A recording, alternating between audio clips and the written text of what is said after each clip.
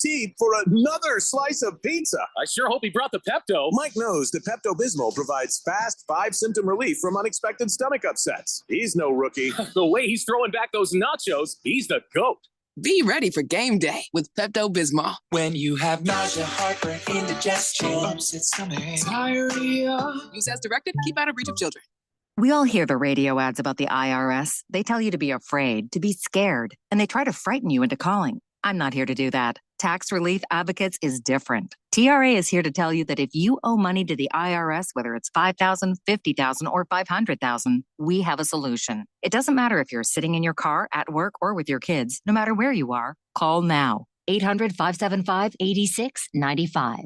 Don't lose hope. TRA can eliminate or reduce what you owe to the IRS. There is zero risk to you. If we can't reduce your tax debt, then you pay nothing. Our passion is taxes and helping individuals fix their IRS problems. We have a 5-star rating on Google and Yelp and an A+ with the Better Business Bureau. You don't need to be afraid of the IRS any longer. End your tax nightmare today by visiting us online at TRA.com or call 800-575-8695. That's 800-575-8695.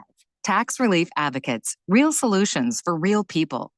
80% of youth in Arizona don't drink, smoke, or use drugs. Want to know the reason why? It's you. Kids say not disappointing their parents is one of the main reasons they choose not to drink or use drugs. Visit TalkNowAZ.com because while you might worry you aren't getting through, you are. Keep it up and stay up to date about the latest Arizona drug trends at TalkNowAZ.com. This message is sponsored by the Substance Abuse Coalition Leaders of Arizona. Hi, it's Jada Cantor. My dad, Diamond Dave, will help you find the perfect wholesale diamond for any occasion. He's a 4th-generation GIA-trained direct importer that ensures you the best quality diamond at a low cost. With his connections, knowledge, and passion, we will source you the diamond of your dreams. By appointment and in a private wholesale office, giving you the one-on-one priority you deserve. When it comes to diamonds, my dad is committed to sourcing your diamond with the lowest overhead of anyone in the industry. You deserve nothing but the best, and there's nobody else who will take care of you and your diamonds better than my dad, Diamond Dave. Call Diamond Dave at 480-397-2450, 480-397-2450, or follow him on Instagram at Diamond Dave, Kantor. When it comes to covering the high school sports scene in Arizona, AZ Preps 365 has all the answers. Every Saturday morning from 8 until 10, they break down games, interview the newsmakers, talk with coaches from around the state, and stay up to date with what's happening with prep athletes and breaking news from the Arizona prep scene. It's AZ Preps 365, 8 till 10 Saturday mornings on 1580 and 99.3 The Fanatic, and always on at 1580thefanatic.com. KQFN Tempe. Also transmitting on K25CD Phoenix at 99.3 FM and K240U Fountain Hills at 95.9 FM. Live from the Harmon Solar Studios in Scottsdale. 1580 and 99.3 The Fanatic. All right, people, settle down. Because it's time. Time for what? Showtime. When does it start? Right now. 3, 2, 1. Let's get on with the show. Let's do it.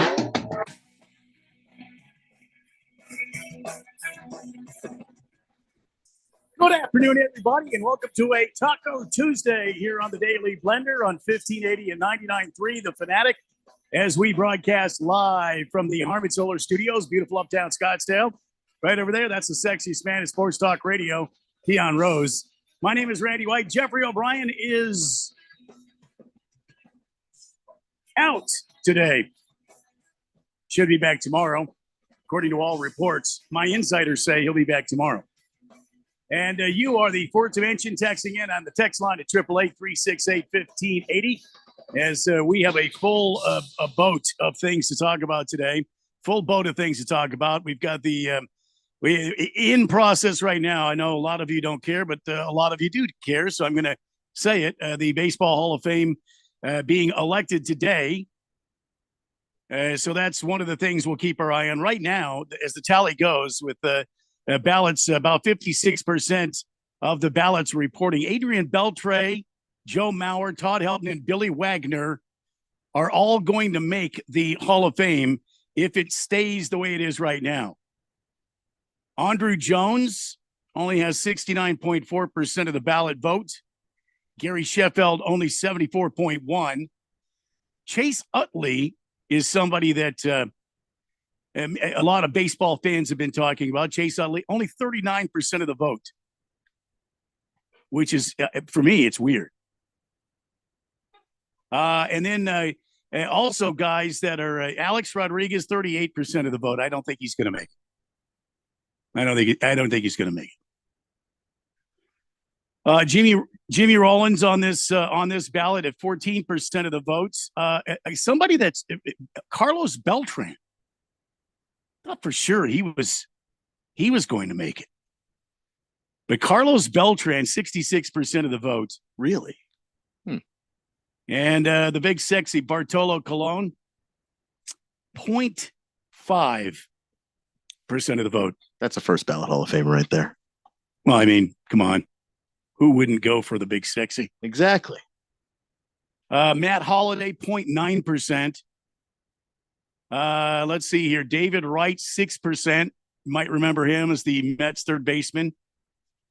Mark Burley, 7.4%. The White Sox pitcher with the perfect game. Omar Vizquel, 11.1%. I'm surprised about Carlos Beltran, though.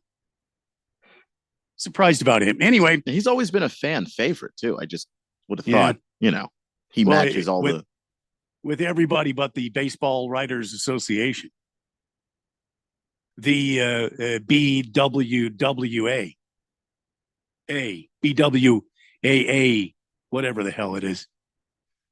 Got a lot to talk about. Lots of activity in the NBA last night. We've got a new segment here on the Daily Blender I'm going to unveil for you called Coach Speak.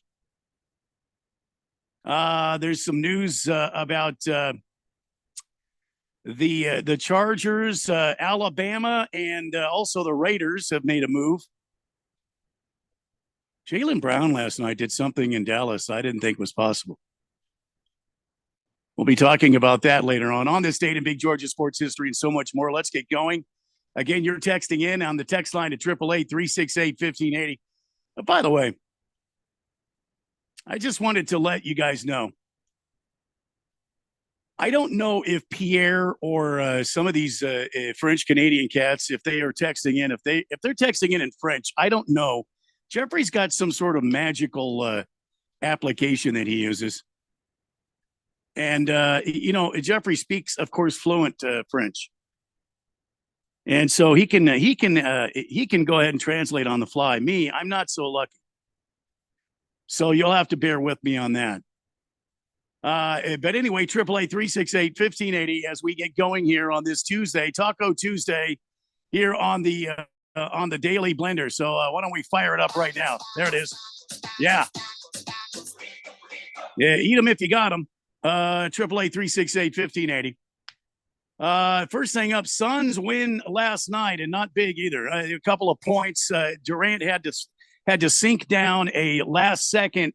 And if you saw the game, he was kind of in traffic, and he had to dodge some of the guys that were trying to block him. It was, in my opinion, an amazing shot. Anyway, KD throws up 43.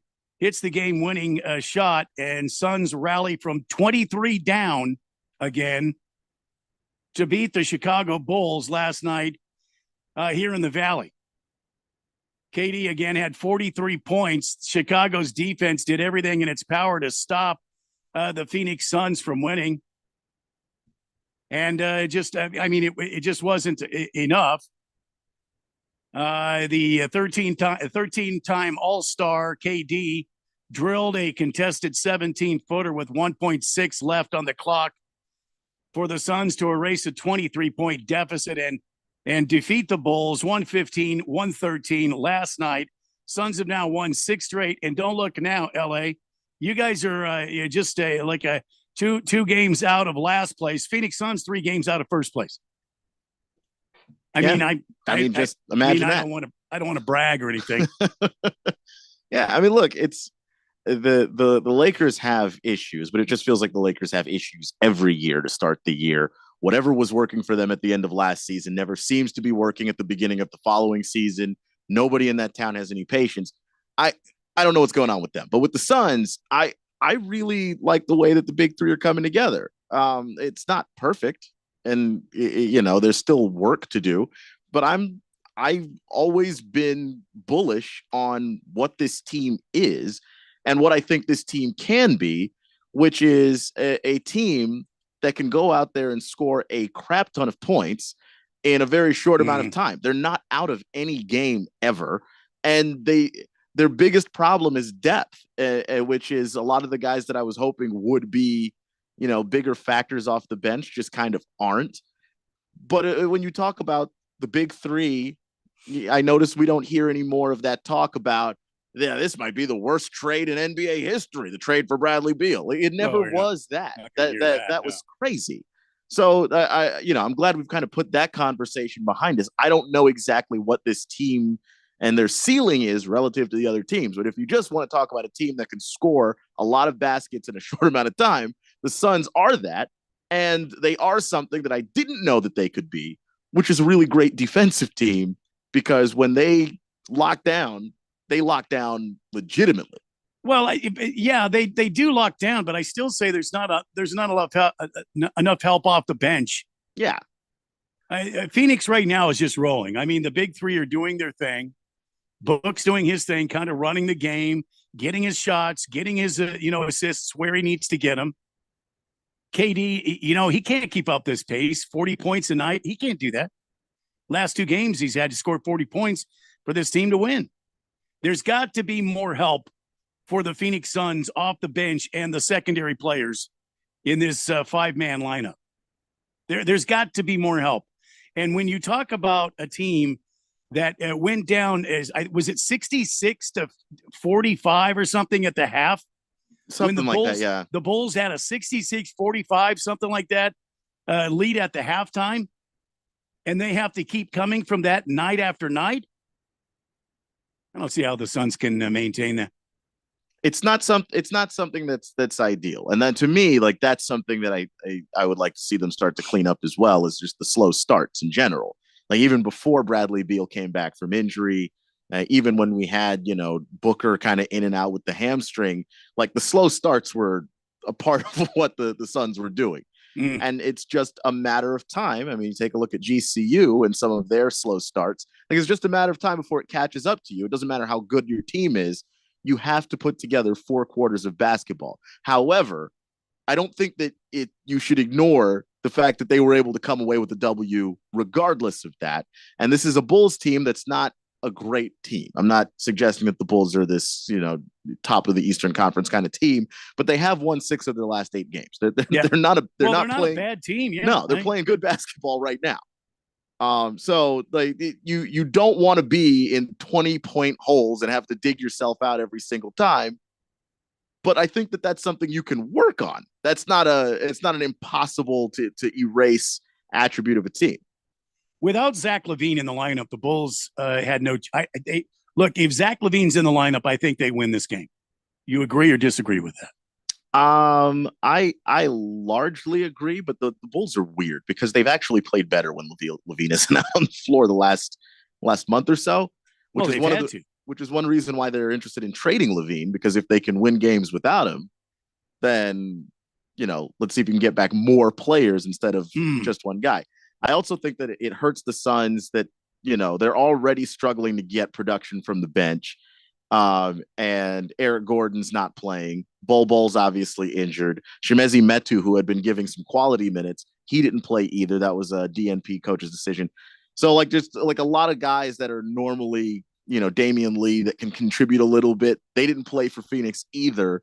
And that's the weakness of the team already, and it got weaker. So, yeah, I mean, if Zach LaVine were out there, there was one more dynamic guy you have to account for.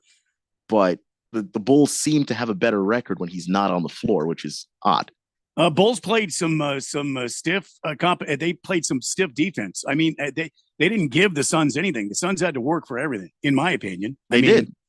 It was like the Chicago Bulls of old almost. They had that lockdown defense back when MJ and those guys, Scottie Pippen and those guys played. But if give it to Phoenix. They showed heart. They showed grit.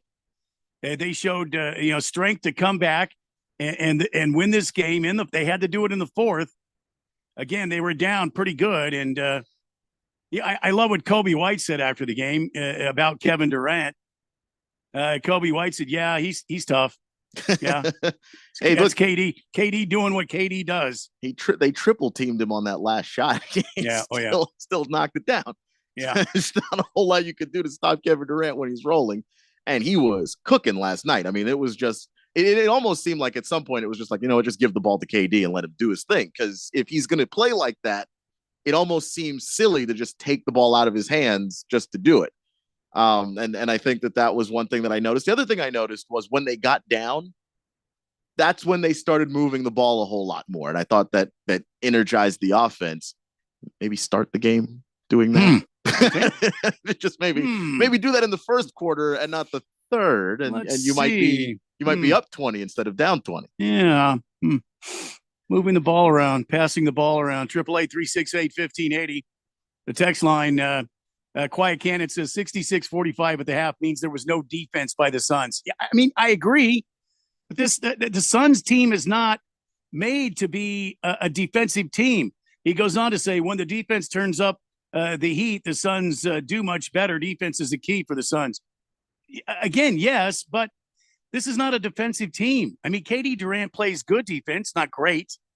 Booker doesn't play great defense. I mean, he's not like he's going to lock anybody down. Now he in the playoffs, I mean, he steps it up a whole nother notch. I mean, Yusuf under the net's not a big defensive guy.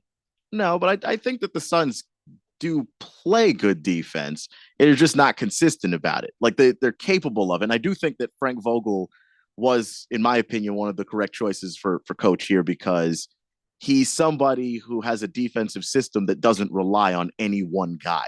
They switch on basically everything defensively, because they have a team that's versatile enough to do that. But it also means that it's not any one person's job to try and figure out how to guard, a DeMar DeRozan or somebody like that, or a Kobe White. It's not one guy trying to figure out how to lock things down, because everybody's taking some time guarding everybody. So that's how they share the responsibility. But my issue is that it's so inconsistent that they play great defense once they're down 15, 20 points, and they play bad defense when they could just be in the game from the beginning. Yeah, something the Suns are going to have to work on, getting a better start. Now, I will say that it was a back-to-back night last night. It was the back half of a 2-game back-to-back nights. That's what I'm trying to say. It was the second game of a 2-game set, I guess. Yeah, no, that's always the worst one. Bettors know you try to get the underdog to cover the spread on that, because it usually happens. It usually hits. So, but you're at home. It's not like you're on the road sleeping away from your bed, away from your comfortable surroundings. You're at home. I mean, you would expect maybe the Suns to.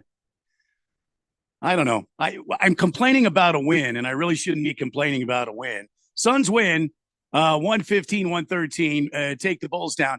Listen, I'm an old guy here in Phoenix. I remember the Bulls beating the Suns. I remember MJ sinking the Suns. I remember all that stuff. So anytime we meet the Chicago Bulls and we can beat them, and that's, I think, the second time this season the Phoenix Suns have beat the Bulls. I believe so, yeah. Yes, it is 116-115 before that when we were in Chicago. That was November 8th. We beat them 116-115 in overtime. Anytime the Suns beat the Bulls, I'm happy with it.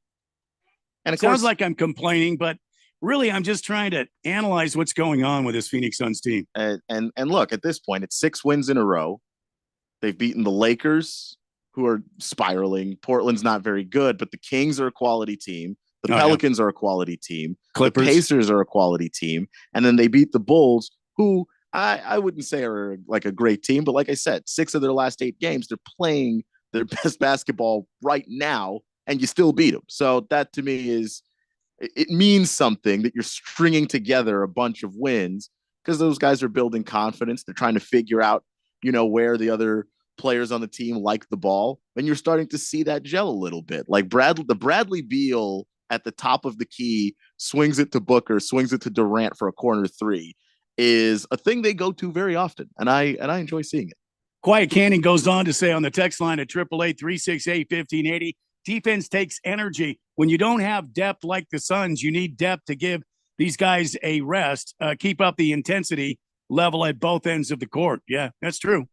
And that's one of the things that at the trade deadline has come up is just getting a 3-and-D kind of guy, a guy that'll knock down threes with the space that they get from playing with the big three, but also somebody that you can ask to put on a top scorer on the other team without taking that energy away from Durant and Beal and Booker scoring on the other end of the floor. So, I mean, what are some of the I know this is a bigger conversation. I know we're getting close to a break here, but what are some of the options the Suns have maybe in bringing in somebody else that can help with that defense and also scoring off the bench to kind of shore up the bench the Phoenix Suns have? Yeah, I mean, I've seen some names kind of tossed around. And I don't know if the Bulls would actually do it, but Alex Caruso is a guy whose name was kind of thrown around out there as somebody who, moves his feet well, plays solid defense inside of the concept of a team, but then also can score. Even when he's not open, he can score, but if he's open, he's definitely scoring. The Pacers have TJ O'Connell's a name that's come up. I don't know that he's like a great defender, but just in terms of an extra guy that can score buckets for you, his name came up as well. Oh boy, I'm blanking on the other option that I saw Bobby Marks talking about with the ESPN, because he's been going down the whole trade thing with a lot of these teams too. It's just I would have said Pascal Siakam, but he just got traded to the Pacers, so probably not him. Probably not him. But yeah, like the guys sort of like that, where it's just they've got that ability to play defense and not necessarily have to be a top scorer, but can be someone who, okay, you're playing Dallas. That's the guy that you can put on Luka, and you're not going to stop Luka, but you can at least make life harder for him. Speaking of Luka, we'll talk about that in just a bit here. Luka got perhaps embarrassed a little bit last night. Ruh-roh. In Dallas. Last Optimist is on the text line. It says Tyler Bass had to deactivate his social media accounts for all the hate he was receiving, which is wrong. No one should have to endure that for failure to live up to your expectations in a sporting event. Please help him out. He's got to make a donation, and I hate giving that stuff out without checking it out first, Last Optimist. Not that I don't believe you. I just like to secure my sources first before I give that stuff out. But thanks for the text. Anyway, but I understand a lot of teammates and a lot of fans have reached out to Tyler Bass. If you don't know who that is, he's the place kicker for the Buffalo Bills that kicked it wide right just this past weekend in the Bills' attempt to beat the Chiefs. So Last Optimist is saying that he's getting a lot of hate over social media. That's why I cancel all my social media stuff. Not that I was getting hate, just all the hate and negativity on social media. That is mostly what it is. Yeah. I'm just tired of it. Life's too short, man. It says people disagree with you. You got to hate them for some reason. I don't understand that. Doesn't make any sense. I mean, get out of mom's basement and come out for some fresh air and interact with people. This is not the way humanity should be. Big George on the text line says, hello, gentlemen. Happy Taco Tuesday. Well. This is becoming a thing. It's his thing now. Yeah. Looks like 3 Kansas City Chiefs fans froze to death outside their friend's house after watching the Chiefs game on TV. The friend didn't discover their frozen bodies for 2 full days. That's just negligence. If you didn't see your guests leave your house, what? You didn't shoot him a text and go, "Hey, Fred, you get home?" Like at least nothing. Oh no, Fred didn't get home. He's in my backyard playing the part of a popsicle. Oh, jeez. It just. We've got to take a break. We got more on the text line, but I need to sort that out in my head for a minute. All right. When we come back, we've got more NBA news. It was a night for the big men last night in the NBA. We'll talk about that and so much more on this edition of the Daily Blender here on 1580 and 99.3 The Fanatic. This is Brent Musburger's action update on 1580 and 99.3 The Fanatic. Free air-chilled boneless chicken breasts and 4 juicy boneless pork chops with your order. omahasteaks.com/vsin. Now, here are the latest lines from my guys in the desert.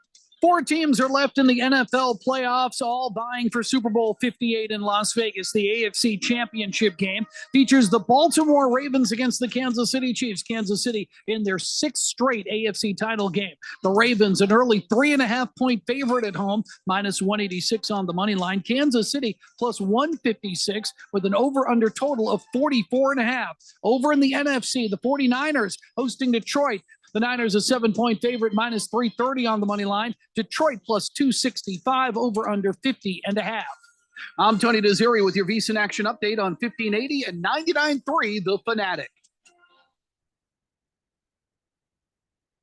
Prescription products require completion of an online medication consultation with an independent healthcare provider through the LifeMD platform and are only available if prescribed. Subscription required. Individual results may vary. Additional restrictions apply at lifemd.com. Read all warnings before using GLP-1s. Side effects may include a risk of thyroid C-cell tumors. Do not use GLP-1s if you or your family have a history of thyroid cancer. If you've struggled for years to lose weight and have given up hope, did you know you can now access GLP-1 prescription medications through LifeMD? LifeMD is now offering eligible patients online access to GLP-1s, the breakthrough prescription medication that can help you lose body fat and weight. Listen to what people are saying. It's fun to put on jeans that you couldn't get into 6 months ago. Every morning, I look forward to getting on the scale. For anybody who's struggling with their weight, it's a godsend. And here's the best part. Your insurance may cover 100% of the cost of your medication. So go to trylifemd.com to have your eligibility checked right now. Get started today at trylifemd.com. That's trylifemd.com. Attention business owners, do you need zero money down financing on new or used equipment? Meet Dylan Cohen at JR Capital, your gateway to equipment financing that breaks the mold. JR Capital offers zero money down financing options on both new and used equipment, vehicles, heavy machinery, and more. It's a game changer, giving you the power to enhance your operations without slowing you down or denting your cash flow. Need a boost in working capital or a flexible line of credit? Dylan can help your business get the cash flow it needs fast. The process is a breeze too, with a simple application and same-day approvals. No more waiting, no more hassle. Just a straightforward path to securing the funds you need faster and easier than asking your banker. Call Dylan Cohen at JR Capital today at 602-834-7353 or click on Finance with Dylan at moneyradio.com. Call Dylan Cohen 602-834-7353 and get the money you need for your business today. Marijuana may be legal in Arizona, but driving impaired is not. As a police officer here in Arizona, I know DUIs apply to more than just alcohol. Anything that impairs driving makes you dangerous on the road. If you feel different, you drive different, and driving impaired can get you a DUI. Get the facts at drivinghighaz.com and spread the word with the hashtag HighDUI. This message is sponsored by the Governor's Office of Highway Safety. What's up, everybody? Nick Costos here, host of You Better You Bet, reminding you to check out the show. Now, why should you check out You Better You Bet? Because we bring you the most fun. We bring you the most insightful, the most entertaining show in the wagertainment world. From up-to-the-minute breakdowns of backdoor covers, bad beats, and the cheers and tears that come alongside them. Plus, you'll get the best betting analysis anywhere from myself, Ken Barkley, and some of the best minds in the sports wagering world. So tune in weekdays, noon to 3 on Arizona's sports betting station, 1580 and 99.3, The Fanatic.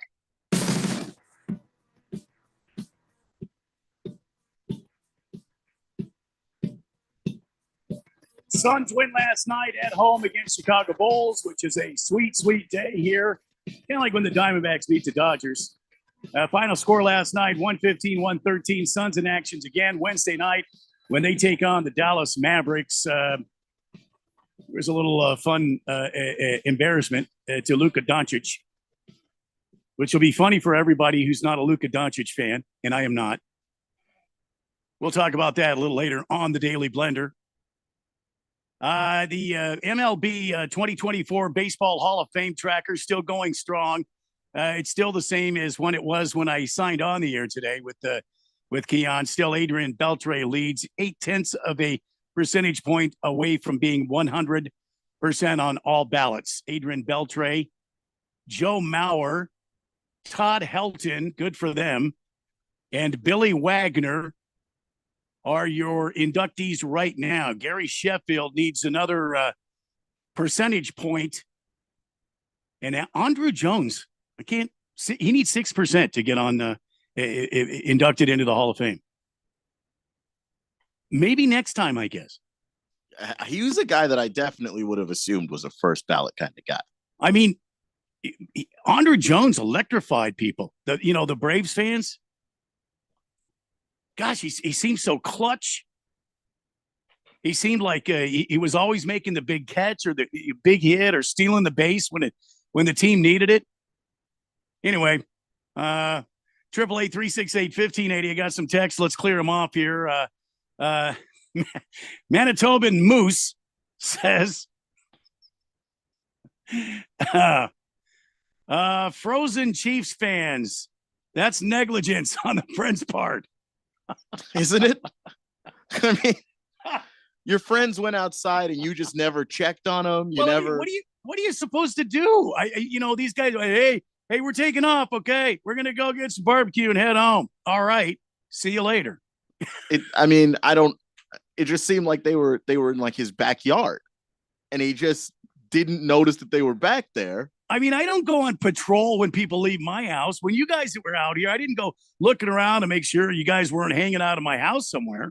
Yeah, but the car's still out front and it's 2 a.m. You just didn't think to ask why is everybody still here?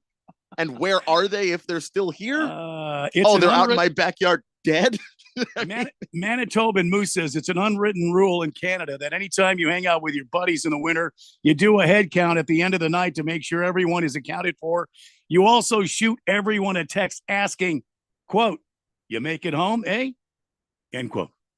You just check. I mean, it's not hard, especially if they drove over to your house. Because now you have to answer the question of, okay, that's his red Jeep across the street. You didn't think to ask where is he if his Jeep's still here?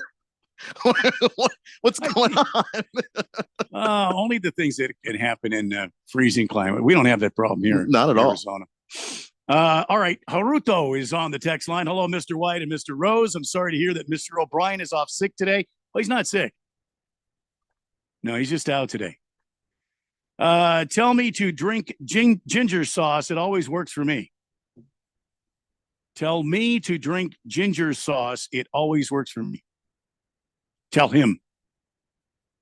I think. Yeah, makes sense. Thank you, Haruto. I will pass that along to him. There's our friend Pierre. Hello, Randy and Keon. Greetings to you both. The Baseball Hall of Fame needs to stop snubbing 2 of the greatest Montreal Expos of all time, Jeff Reardon and Andres Galarraga, the Big Cat. Well, I don't know that Jeff Reardon's got the numbers to get in the Hall of Fame, Pierre, to be honest with you. But I understand, you being a Montreal Expo fan. But the Big Cat, maybe. The problem I have, Pierre, is these are baseball writers. These are not baseball players. These are baseball writers, most of whom, Pierre, did not play the game of baseball, ever. Maybe T-ball. But some of these cats are so, they think they're in touch with the game, but they're really not. And so, hence, you miss out on some of these great ball players that never get in. I mean, you can't just go on statistics alone. What kind of an effect did Andres Galarraga have for his teams? What kind of an effect do these players have on their teams? Pineapple Express says, hi there, Randy and Keon. Pineapple Express here. Yeah, you don't have to do that. Your name comes up on the text line, Pineapple Express. Love listening to your show during the lunch hour here in Honolulu. Lucky. It's currently high noon here. I'm saddened that my Packers lost this past weekend, but I'm looking forward to the future with Jordan Love. Looking forward to our Hawaii Rainbow Warriors basketball team taking on UC Santa Barbara on Thursday. Will you guys be broadcasting the game live? No, I'm sorry. I don't think that's on the broadcast calendar here at the big station, Pineapple Express. I'm sorry. Isn't there a station there in Honolulu that's that to broadcast the games live, the Rainbow games live?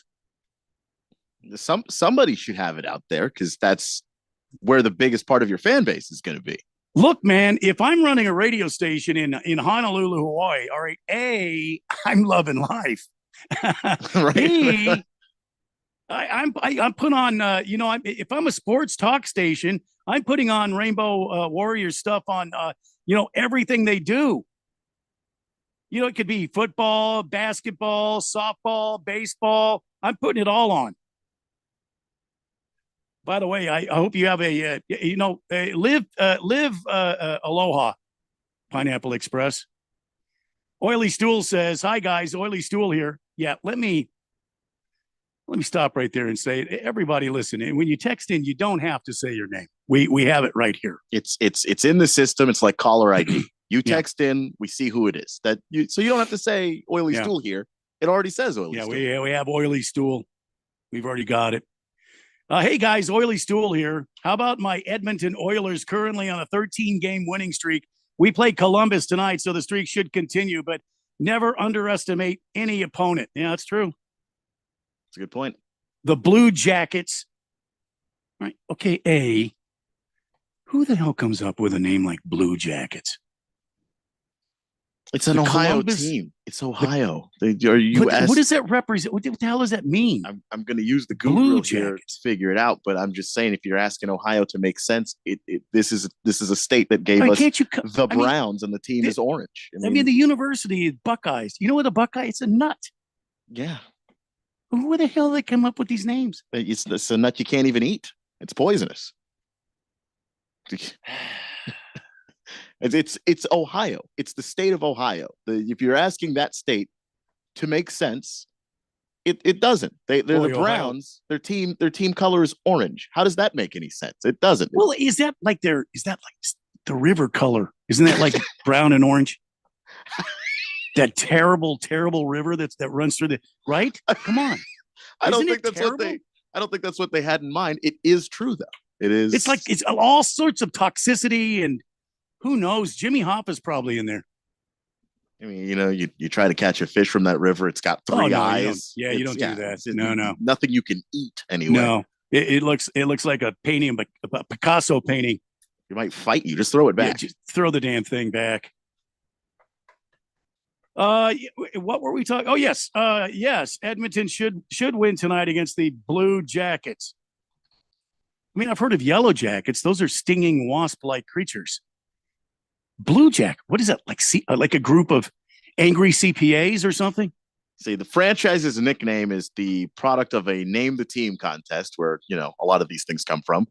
Pays homage to the many Ohioans who served in the Union Army during the American Civil War, and to manufacture in Columbus of the many uniforms worn by that army. So they're the Blue Jackets because in the Civil War they had Blue Jackets. I mean, which just about everybody did in the Civil War. That's not exclusive to Ohio. So I really don't understand how this is going. You go. And there it is. The Union Blues was a thing. That's Ohio was not the only state wearing blue uniforms. Didn't the North always wear blue? Weren't they all blue? And the Confederacy was wearing gray. That was I just don't understand.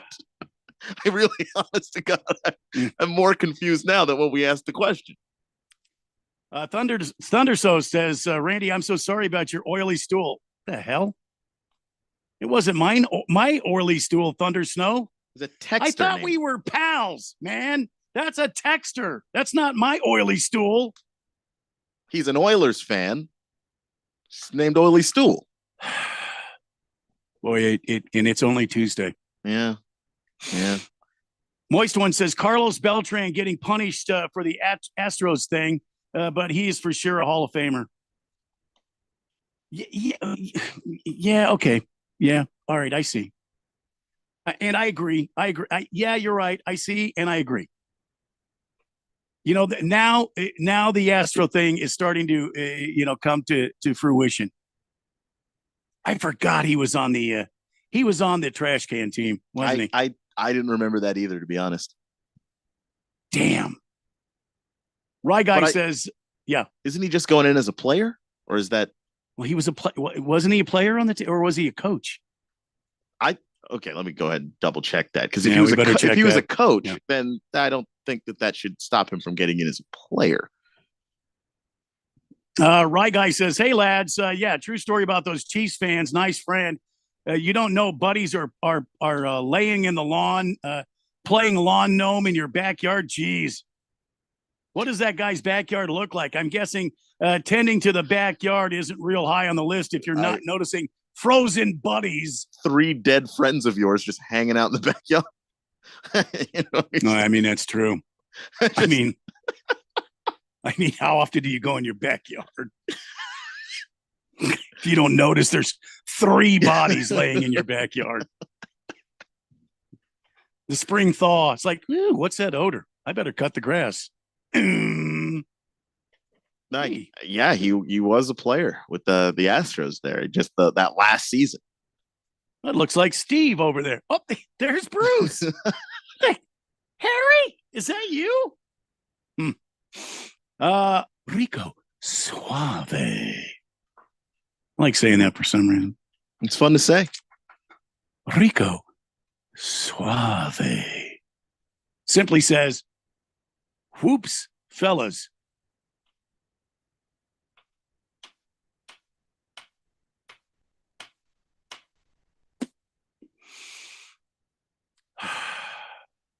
That's it.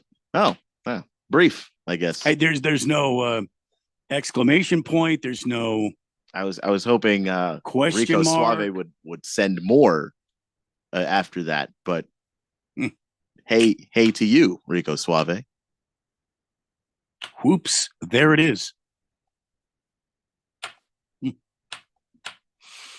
take a break. When we come back, and I analyze what the hell that meant from Rico Suave. I'll explain it to you, and we've got more on the Daily Blender on 1580 and 99.3 The Fanatic. My heart was racing just making spaghetti. I could have waited to tell my doctor, but I didn't wait. I was short of breath just reading a book. I could have delayed telling my doctor, but I didn't wait. They told their doctors and found out they have atrial fibrillation, a condition which makes it about 5 times more likely to have a stroke. If you have one or more of these symptoms, irregular heartbeat, heart racing, chest pain, shortness of breath, fatigue, or lightheadedness, this is no time to wait. Contact your doctor. Brought to you by Bristol Myers Squibb and Pfizer. Frankie drives end-to-end, scoops it up and in with 2 seconds left. Frankie Collins end-to-end. Join the action at Desert Financial Arena and catch the final home matchups with Stanford and Cal as Pac-12 conference foes. Collins over to Lance for 3. Bullseye! Get your tickets today by calling 480-965-5812 or go online to sundeviltickets.com. Sun Devil men's basketball. Onward to victory. Hey, you're up next. Ugh, my throat hurts so bad. There's no way I can sing tonight. Here, try these. Vicks VapoCool drops. Yeah, Vicks VapoCool drops has maximum strength menthol with a rush of Vicks vapors. Ooh, I can already feel it. I told you. So, you ready? I'm ready. Vaporize sore throat pain fast with Vicks VapoCool drops. Do you know someone with a drug or alcohol problem? Get help right now. Insurance may cover everything. Stop the drug and alcohol nightmare. Are drug and alcohol problems hitting you too close to home? Get help right now. Insurance may cover everything. 800-694-1127. 800-694-1127. That's 800-694-1127. For the latest from the world of golf, tune in every Saturday morning from 6 to 8 for the Golf Shop Radio Show, presented by PlayGolfMyrtleBeach.com, the golf capital of the world. Hosts Mark Greenhelch and Matt Blanchard talk golf from tee to green and everything in between. If you like golf, you're going to love Golf Shop Radio. Before you tee up, drop on in. Welcome to the Golf Shop here on 1580 and 99.3 The Fanatic. Don't be fooled by the people you meet on social media. It may start as an innocent conversation, but anyone who tries to sell you pills is nothing more than a drug dealer. And if you think tiny pills can't do much harm, think again. Fentanyl can end it all. Know the truth about fentanyl at learnmoreaz.org. Don't be fooled. Don't be faked out. Visit learnmoreaz.org. This message is sponsored by the Substance Abuse Coalition Leaders of Arizona. Download the Fanatic app. News, scores, social media updates, and more on your smartphone, on your tablet. The free Fanatic app, available at the Google Play Store or the App Store and at 1580thefanatic.com.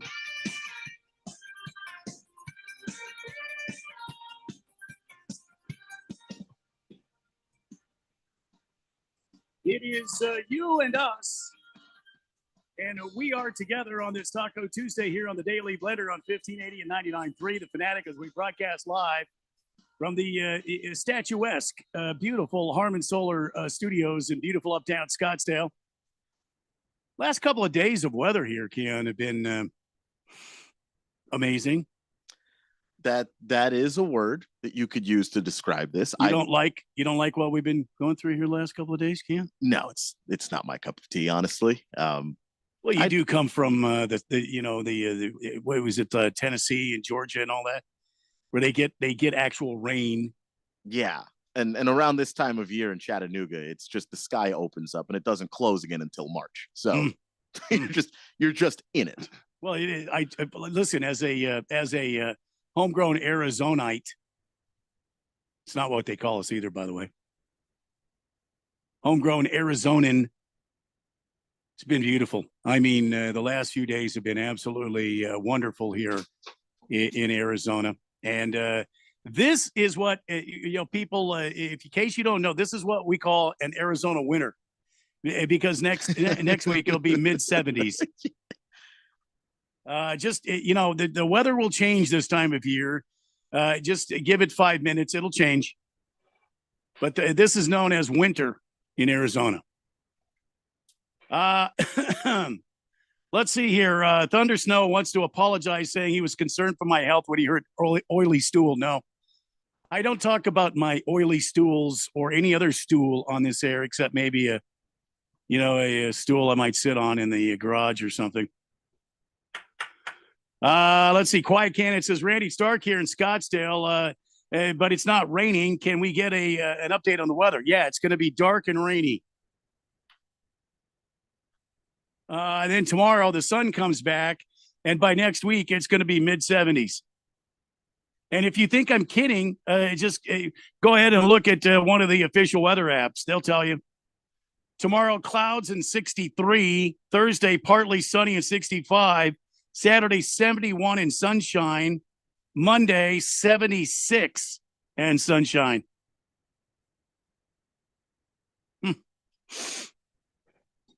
Looks like this weatherman is right again. 888-368-1580. It's almost like you know what you're talking about. See, I don't know if it's Joseph or Joseph, the friendly German. Joseph or Joseph? The friendly German says, hello, Mr. White and Mr. Rose. I'm very intrigued as to why the Columbus hockey team calls itself the Blue Jackets. In Germany, we would call our ice hockey team Bears or Wolves. A lot of people do that here. Joseph/Joseph. But we're talking about Columbus, Ohio here. And you're a friendly German, so I don't expect you to know this. Ohio's just a little off. Good people, they're just a little off. See, it's like Seattle. They named their hockey team the Kraken, a mythical, gigantic squid-like creature. Release the Kraken. And also, I'm still angry about that because they stole my fantasy football name. My fantasy football team was the Kraken. And Seattle knew that, damn it. And they picked up on that and they stole my name. Then after years of litigation, I guess they get to keep it. So boy, a lot of text here. Keep going on here. Yes, Heavy Metal Maniacs. We know that, and we're going to get to that. Last Optimist. Some of these might be jokes. Yes. Okay. Let's see here. Ray says, hi, Mr. White.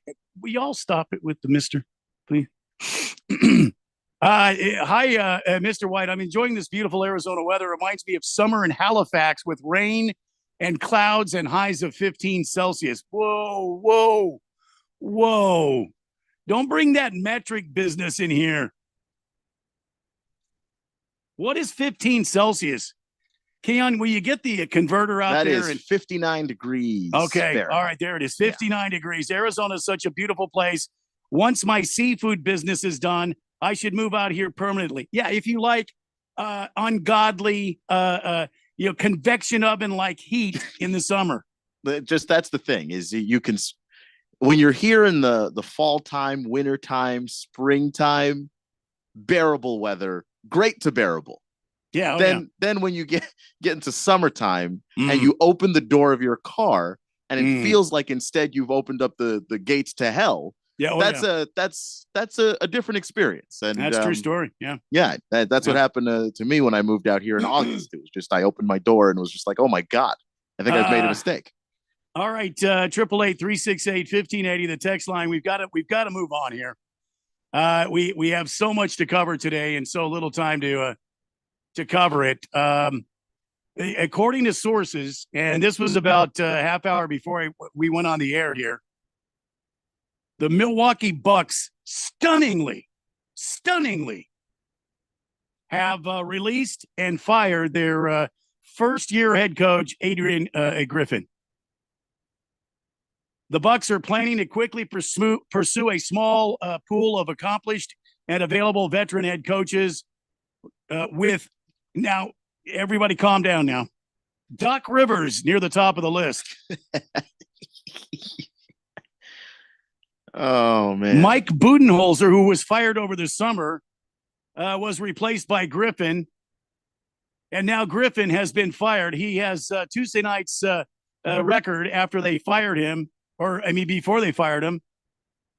Their record right now, 30-13, the number 2 in the Eastern Conference. And they have fired, yes, you're hearing right, Adrian Griffin is on the street now without a job, because apparently the team is not doing good enough. Keon Rose, your response to this is that they have a 30-13 record. Might have been a little hasty, in my opinion, but I understand where they're coming from. This is a franchise. Do you really? I do, only in the sense that there are games where you'll watch the Bucks, and it seems like they are winning despite Adrian Griffin, not because of anything that he's actually done. Now, I can't understand why you would look at that and think that Doc Rivers was the answer to replacing it. That doesn't make any sense to me. But whatever you do with your next head coaching hire, you have to land it. I mean, you don't have a choice, because you fired Budenholzer this offseason after, another playoff appearance for him, another deep run for the Bucks. They just weren't able to get it done. And I understand why. Budenholzer is a horrible adjustment maker. But Adrian Griffin was, if you thought that Adrian Griffin was for sure the guy to replace Budenholzer, and then you give him just about half a season to work with, what have you actually learned about this team? And do you think that Doc Rivers is going to make this whole thing better? Because outside of the Celtics, he hasn't. All right. So let's start with Mike Budenholzer, an NBA championship, deep runs into the playoffs every year, and then they fired him. Am I right there? Yes. And now they brought this guy in, and they say, you're going to take us to the promised land, Adrian. You're our guy. and and now he has a 33-13 record, which is second best in the East. And he hasn't even had a postseason yet, and they're going to fire him. Yeah, that's basically the front office going. Basically, we've seen enough. We know exactly what you're doing now, and if this is the best you have now, what are we doing in the playoffs? What legend is in the front office of Milwaukee running this organization that has made that determination? It's John Horst is the GM of the Bucks right now. Oh, well, I mean, if it's John Horst, I mean, but it doesn't have to be a legend. Legend. I remember John Horst. Remind me, who the hell did he play for again? He's a pretty young guy. The thing is, I don't need you to have a pedigree to make a decision like this. My thing is, you fired one guy that was getting you to the playoffs, and now you're firing another guy in the middle of the season. If the next guy you hire doesn't get it done and you have to fire him, ownership should start thinking about firing you, because that means that you're not hiring coaches you like. I just don't. But he does. They haven't seen what this guy could do in the postseason yet. Yeah, you see what I'm saying? I mean, and that's the thing is, like, he's, as much as you want to keep the championship window open, the idea that Adrian Griffin was going to be the same coach in the playoffs, we don't know that. I'll give you an example, a Wizards example, unfortunately. Randy Whitman, once upon a time, head coach of the Washington Wizards, and he was an average coach. He was just such an average guy coaching that team. Then they'd get to the playoffs, and Randy Whitman became playoff Whitman. That was the joke in DC, because he just started winning. They'd sweep teams in the first round, and everybody would look at this team and go, where did that come from? Maybe Adrian Griffin could have been that, but we'll never know. So I understand where a team is coming from when they look at a guy and they say, look, if this is the best you got, well, we're not even going to wait for you to figure it out. But at the same time, playoff basketball is different.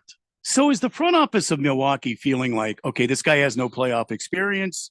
We need to get a guy in here now that we've got somewhat, one of the top records in the East. A team that can easily pursue for a championship, go deep into the playoffs. So you would assume, unless some sort of catastrophic injury happens to Dame Lillard or Antetokounmpo, you would think this team is going to go deep into the playoffs, right? I mean, they're 30-13. Now, I could see if this team was 13-30, but they're 30-13. What are they doing? What they're worried about is that they can't play defense. They were a really good defensive team last year. They are 22nd in the league right now. But okay. All right. So so if you're going to go to the playoffs, and this thing is a 22nd ranked defense as of the moment that they fired him, you start playing against the better teams in basketball, because you can be 30-13 on a schedule that is, you maybe face the Raptors and they're struggling right now. You play the Wizards in an Eastern Conference schedule multiple times. Atlanta's struggling. So, like, there are teams that you're going to face that you're going to be able to get wins against, even though you're not playing your best basketball. That when you get to the playoffs, there are only good teams left. You're not going to get to play some of these weaker teams. So I think they were worried about that. That would be my trying to defend their decision here. All right. In more NBA news, there was a trade that happened. Also, maybe you heard of this, maybe you didn't, maybe you don't care. The Miami Heat have acquired Charlotte Hornets guard Terry Rozier for guard Kyle Lowry and a projected 27 first-round pick on Tuesday. Again, that's the Miami Heat have picked up guard Terry Rozier for guard Kyle Lowry and a projected 2027 first-round pick earlier today. This deal lands the Heat a gifted scoring guard who's having one of his best seasons. A timely pickup for the Heat, perhaps for a big run at a championship. We know the Heat seem to always be there, Keon. What do you think? Is this something where they are striking, as it were, while the iron is hot for Terry Rozier? Yeah, they needed to get Jimmy Butler some help. They needed a scoring punch. They lost some guys in free agency. And Kyle Lowry is 37 years old, but he's playing like he's 89. Like he just is physically, I think he's done. And so they had to figure out how to make a move. Rozier can be a little hard-headed. He can be a little hard to coach, but Eric Spoelstra, I think, is more than qualified to rein that kind of person in and get him to fit into the Heat culture, as they say. All right. So the NBA trade crazy, dizzying wheel of trades is happening.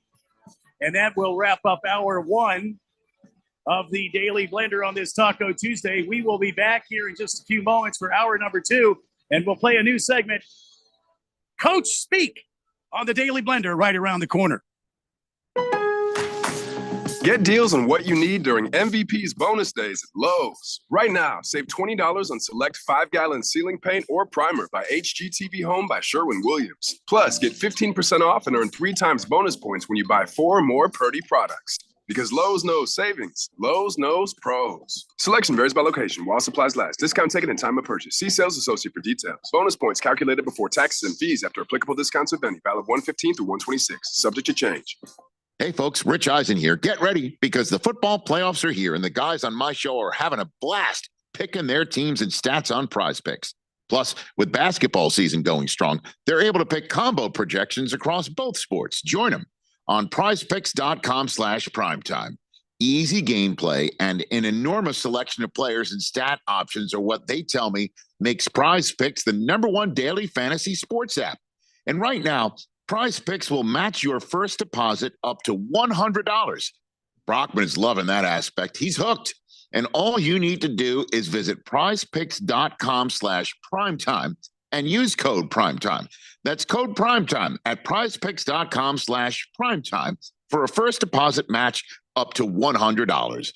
Don't be left on the sideline this basketball season. Go to Prize Picks. Daily fantasy sports made easy.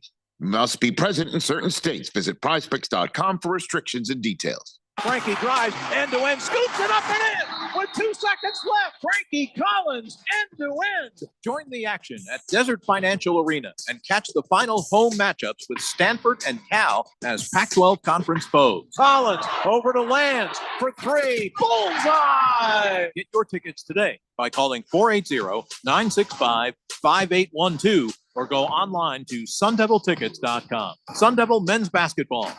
Onward to victory. It's not just a job. It's shaping the heart of our city. The City of Chandler's Public Works and Utilities Department is the driving force behind our city's success.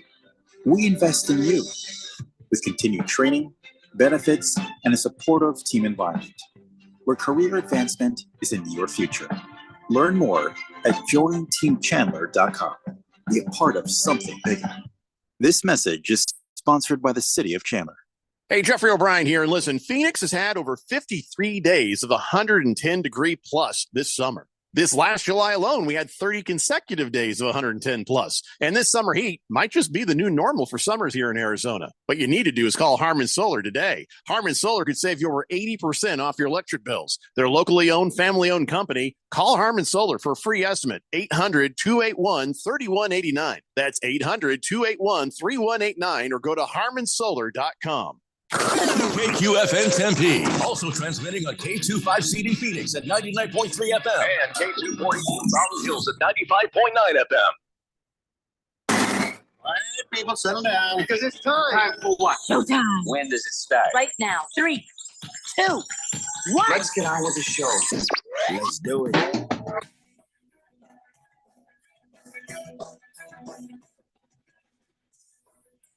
Welcome to a Tuesday edition of the Daily Blender. It is 4 o'clock straight up here on 1580 and 99.3 The Fanatic as we broadcast live from the Harmon Solar Studios, beautiful uptown Scottsdale. Right over there, that's the sexiest man at Sports Talk Radio. That's Keon Rose. My name is Randy White. Jeffrey O'Brien is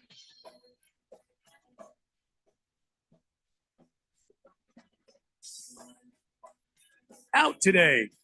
You are the fourth dimension, and you are texting in on our text line at 888-368-1580. Man, we got a ton of texts. I will update you again with 204 ballots reporting that right now the Baseball Hall of Fame selection process is underway. Adrian Beltre, 99.1% of the ballots in, is on 99.1% of the ballots. Joe Mauer, 83.3% of the ballots. Todd Helton is on 82.4% of the ballots. And Billy Wagner is on 78.2% of the ballots as we head towards announcement time. I believe it's this hour that we will hear the announcement. We won't, but we will get from the Hall of Fame who is going to be the 2024 inductees. The text line humming along here. Last Optimist. Look, Keon, he texted in at the beginning of the show today. And he said Tyler Bass had to deactivate his social media accounts for all the hate he was receiving. That's wrong. No one should have to endure for a failure to live up to your expectations at a sporting event. Please help him out. You can let him know we are not all hateful by making a donation to Make a Kick Foundation. And then he enlightened me by saying some of these will be jokes. Make a Kick Foundation. The thing is, that sounds like an actual foundation. I know. Make a Kick Foundation. Like, if the punchline to your joke just sounds like a thing that's real, you have to forgive people for not necessarily like that. That does sound like a real thing. I'm sorry. Most of these guys try and go for their foundation names to have a little punniness in them, you know? Yeah. Oh, yeah. So, I mean, it would be ironic if that's what his foundation was. Apparently, his real charity is 10 Lives Cat Rescue. Wait, please. Good Lord. Good night. All right, you got me, Last Optimist. You got me. Yeah. Here I am trying to, be responsible and all. I'm not normally I'm not responsible on this show. Normally I'm sipping whiskey and just throwing in my opinion and comments where needed. It's not like me to actually look at things responsibly. Let's see here. CK says, I am so embarrassed by that. CK says, good afternoon, fellas. Randy, beer me. Katie went nuts, baby. Hashtag Katie strong. My Niners in the NFC Championship. Life is good. Hit me with a foghorn. Let me look for the foghorn. Hang on. There it is. I really need to mark that. There you go, CK. Let's see here. Heavy Metal Maniacs. Breaking news in Milwaukee: the Bucks have fired their head coach. Well, yeah, we already know that. Heavy Metal Maniac. There it is. Heavy Metal Maniac, our friendly beer vendor at at Banquet Ballpark. Thanks for being part of the show, Heavy Metal Maniac. There he is. Let's see here. Pierre, my friend Pierre from the Canadian says, Randy, I was wondering if you could do a French accent like Jeffrey.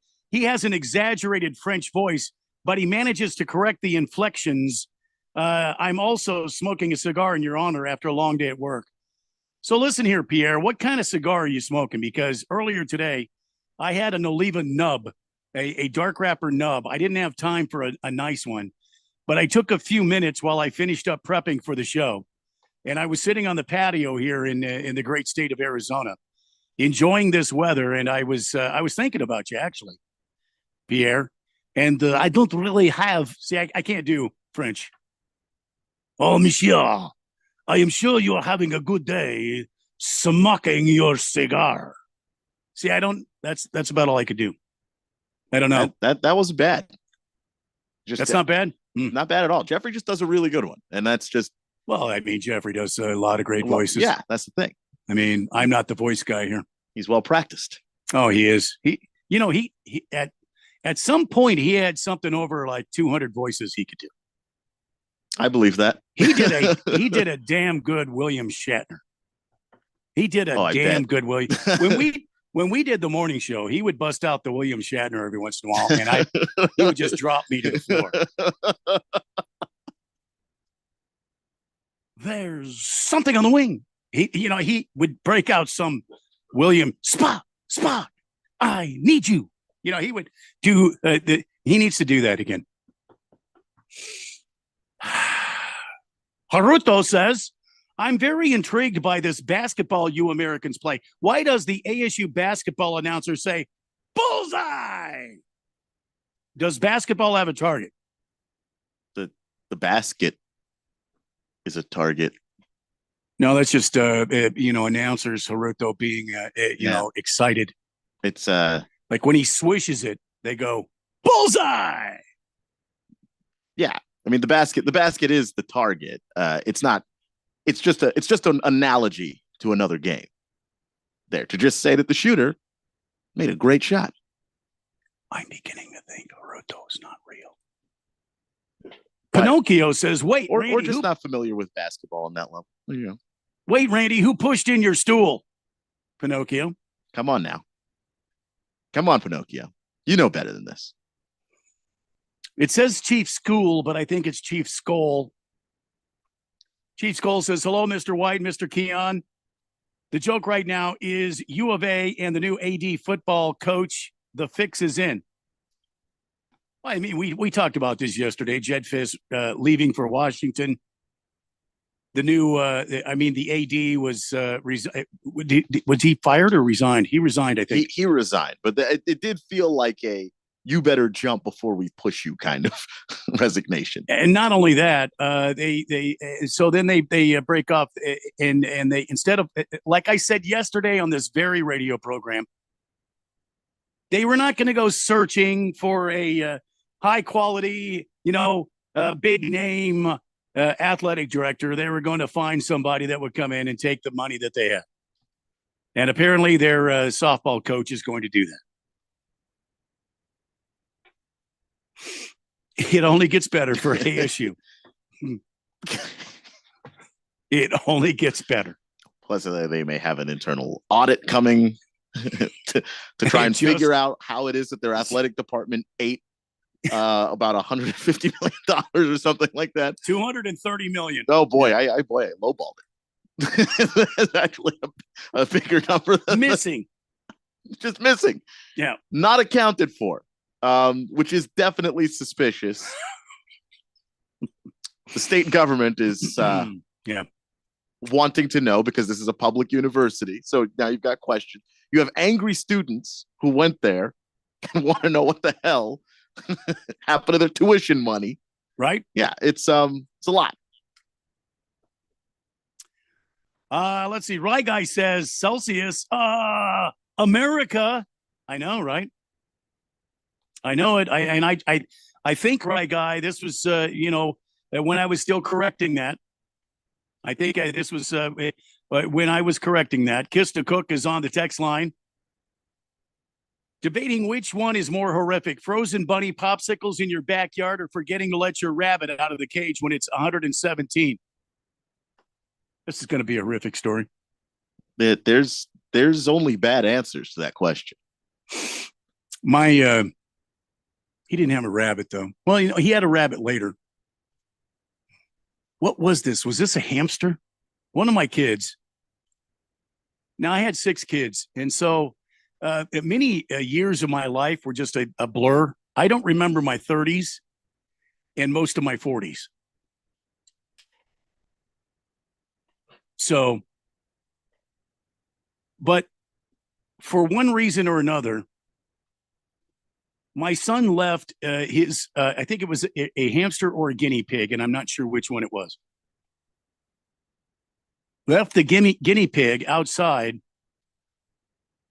and it was not hot. It wasn't like it was like crazy hot, but the guinea pig was on the porch, and he was in a shady area, and he had plenty of water and stuff. I think my son had cleaned his cage and everything. He just, he just left him out there, quote unquote, to get some fresh air, end quote. A dust storm arose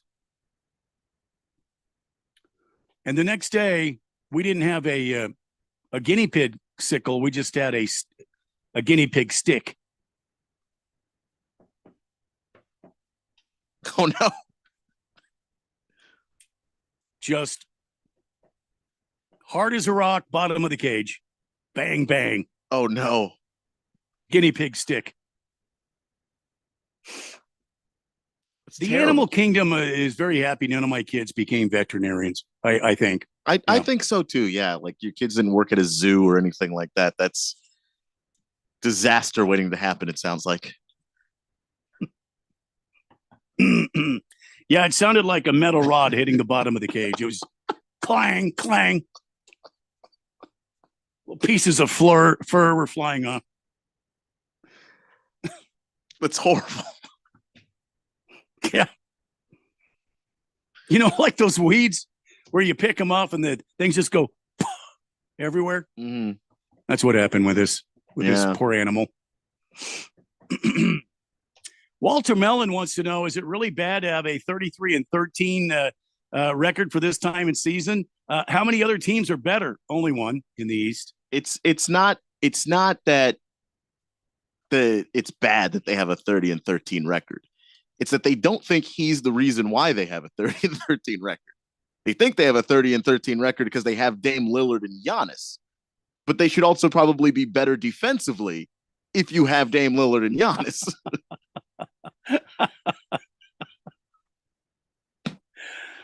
Let's see here. Desert Viking has a conspiracy theory here for us. So wait till you hear this one. Where's my X-Files music? Because that's my oh my God, where's it at? Is it over here? I'm not even going to try to look for it. Never mind. I'm just going to go ahead and read this conspiracy theory from Desert Viking. To summarize the theory, Jimmy Butler.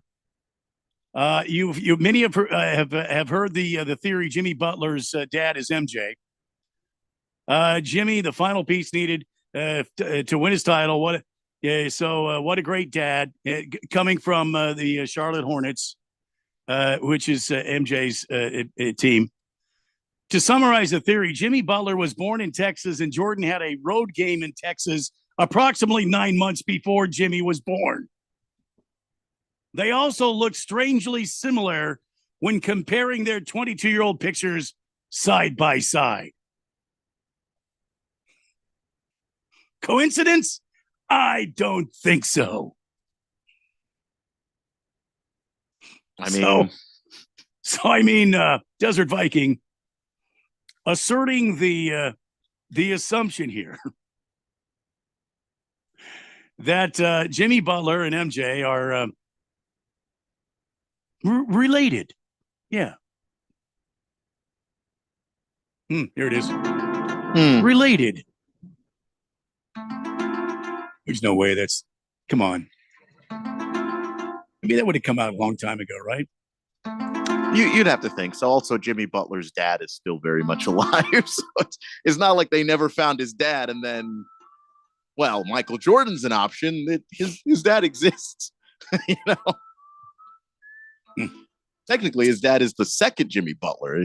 Jimmy Butler is the third in a line of Jimmy Butlers. So just the idea that somehow this was Jordan.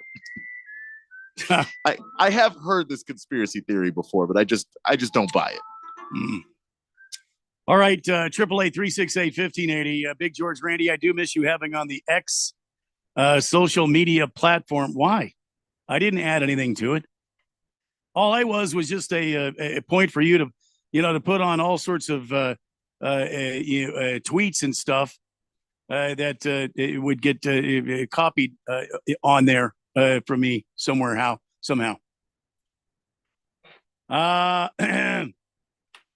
Kista Cook says, question, anybody see Jimmy Butler's mom? Did she also thinking? Did she also work at Denny's? Her name is Londa Butler, and I don't think she's ever worked at a Denny's, to my knowledge. Haruto just simply says Keon. Yes, Haruto. I'm sure there's more, more incoming.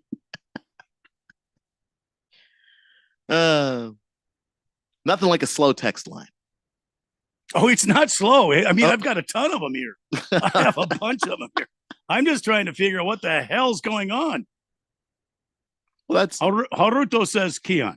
Mm-hmm. Chief Skull says Eric Gordon was Jordan's son in Space Jam. 888-368-1580. Do you realize we're in the first hour and we have done absolutely nothing?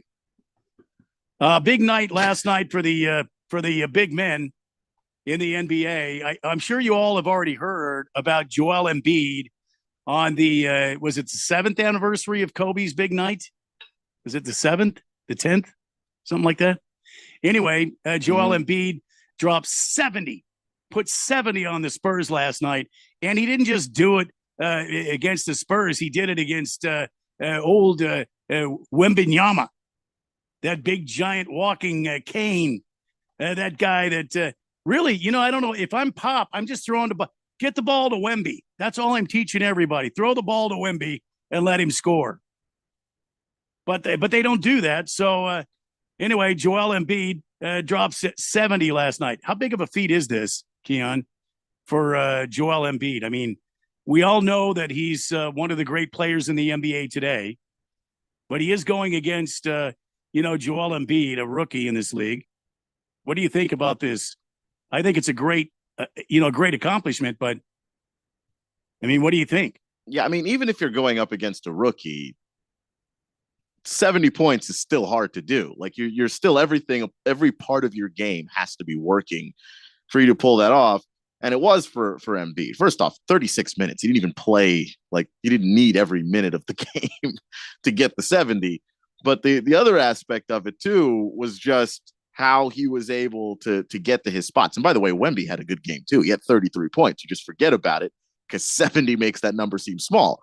But look, Embiid was scoring inside. He was, on the low block, getting to wherever he wanted to. He was also making long twos, threes, getting to the free throw line. Like every aspect of Joel Embiid's game was working that night. And Wemby just didn't have any answers for him, partially because he's a rookie, but partially because that's something that Joel Embiid can do to people.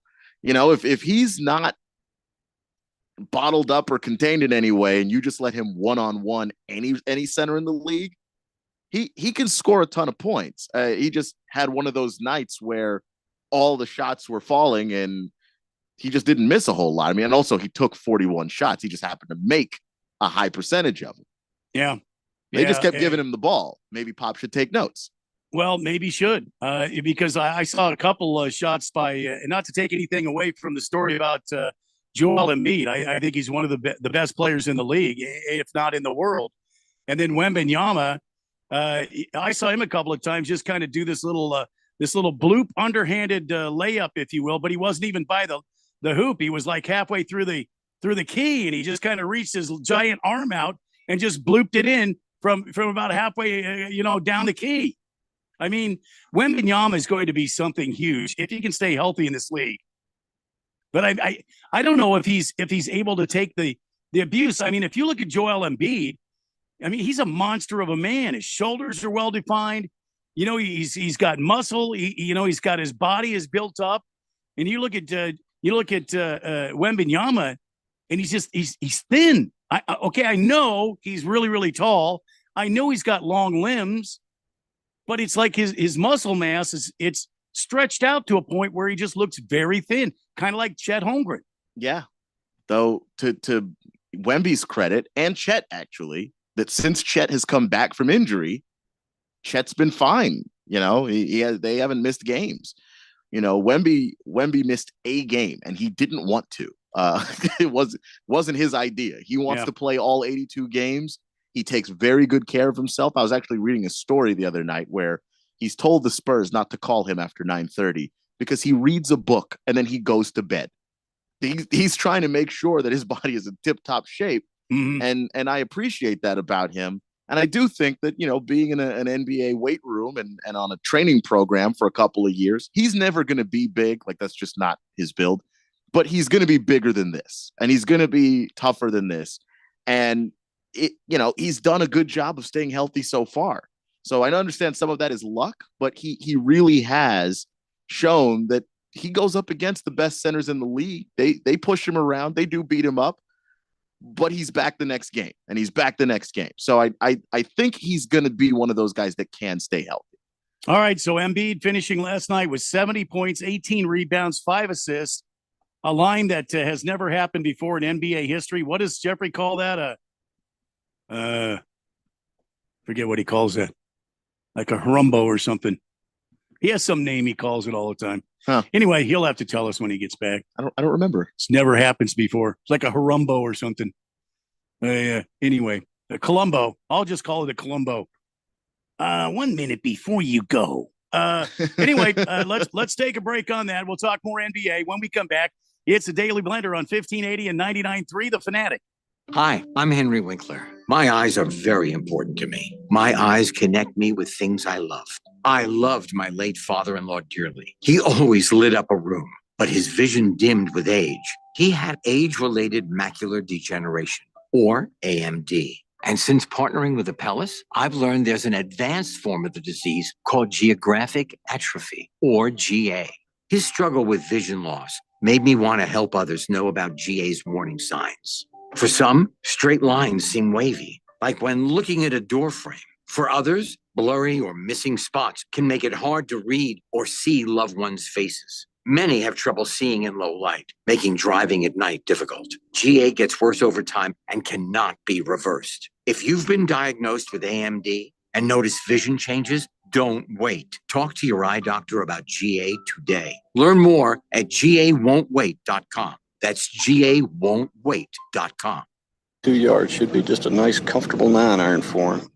They're going to go nuts when he hits this thing.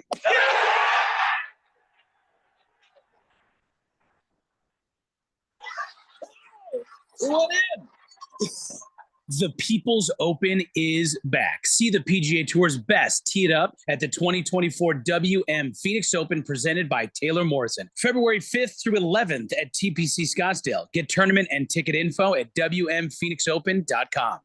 Come join American Furniture Warehouse and see our amazing deals on sofas, sectionals, recliners, bedroom furniture and mattresses, dining room furniture and accessories. AFW has the latest styles, largest selection, and lowest prices anywhere. Our warehouses are full and ready for you to take your new furniture home today. At American Furniture Warehouse, you'll find the perfect items for your space at a price you'll love. Visit one of our 3 Phoenix area showrooms or shop online at afw.com. afw.com. It's now even easier to serve on an Arizona jury. If your company doesn't pay for jury service, the court will reimburse your lost wages up to $300 if picked to serve in Superior Court. So next time you see a jury summons in the mail, don't ignore it, or you could face a $500 fine. Remember, our courts are fair because you are there. Learn more at azcourts.gov/jury service. This message is sponsored by the Arizona Supreme Court. Hey, what's up, everybody? Ken Barkley here, reminding you to check out You Better You Bet. Why, you ask? Well, because we bring the fun, the insight, and all the wagertainment you need. Plus, hopefully, we win a couple bets along the way. From up-to-the-minute breakdowns of backdoor covers, bad beats, and the cheers and tears that come with them, obviously. Plus, betting analysis from some of the best minds in the sports wagering world. Join myself and Nick Costos and tune into You Better You Bet. Weekdays from noon to 3 on Arizona Sports Betting Station 1580 and 99.3 The Fanatic.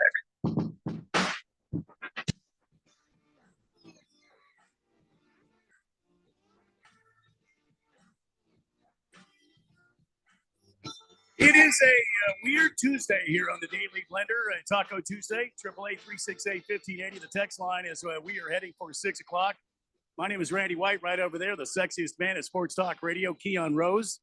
Jeffrey O'Brien out today. He'll be back tomorrow, according to my inside sources. And you are texting in on the text line. I have already given that number. I'll give it to you again. 888-368-1580. Haruto, Keon, I have to tell you, is very upsetting. Oh, boy.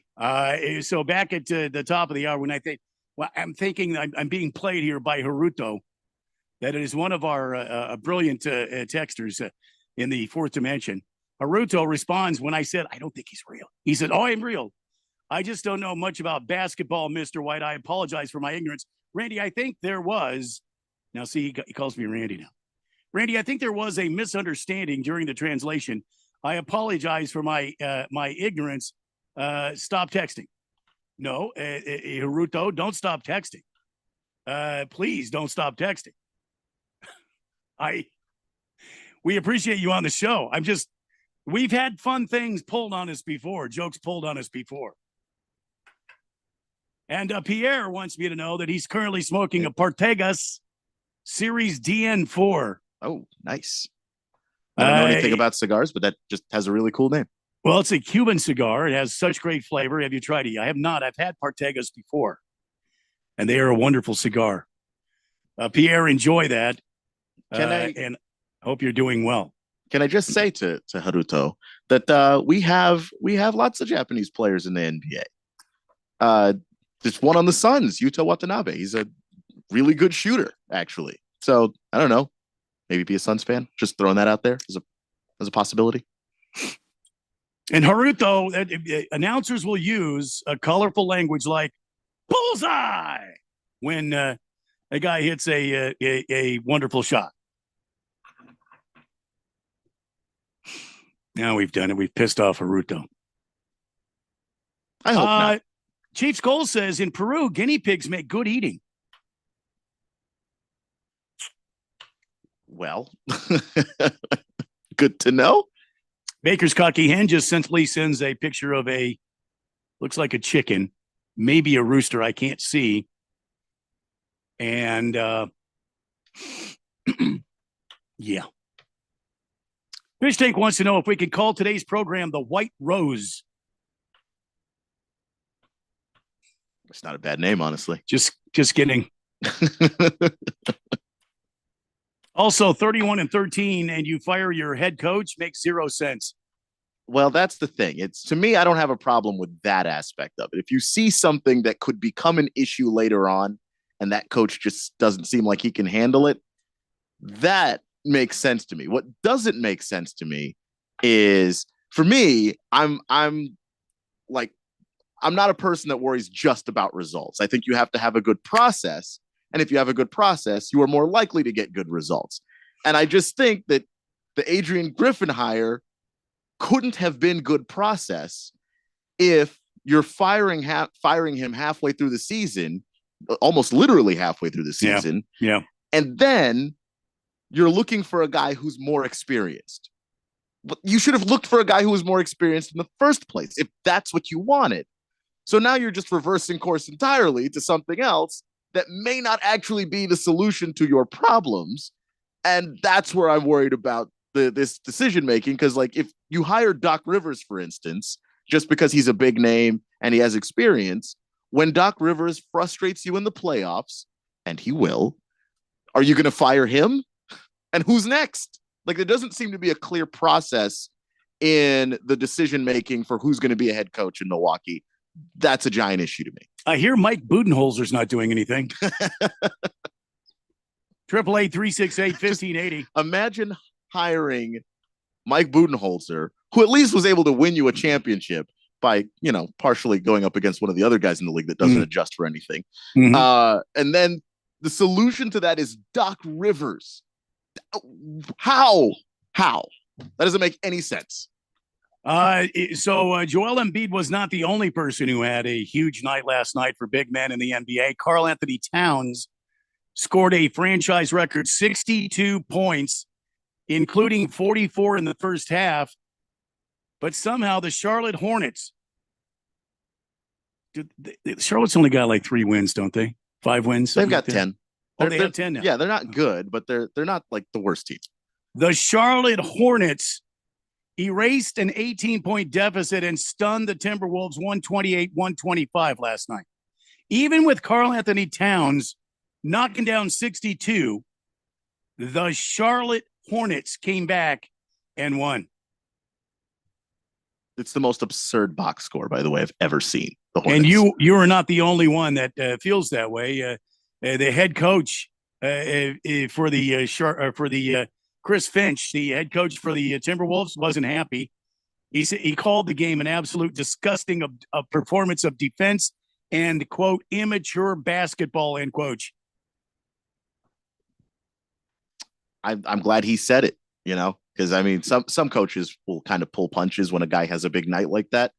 So to still go out there and say, no, this is awful.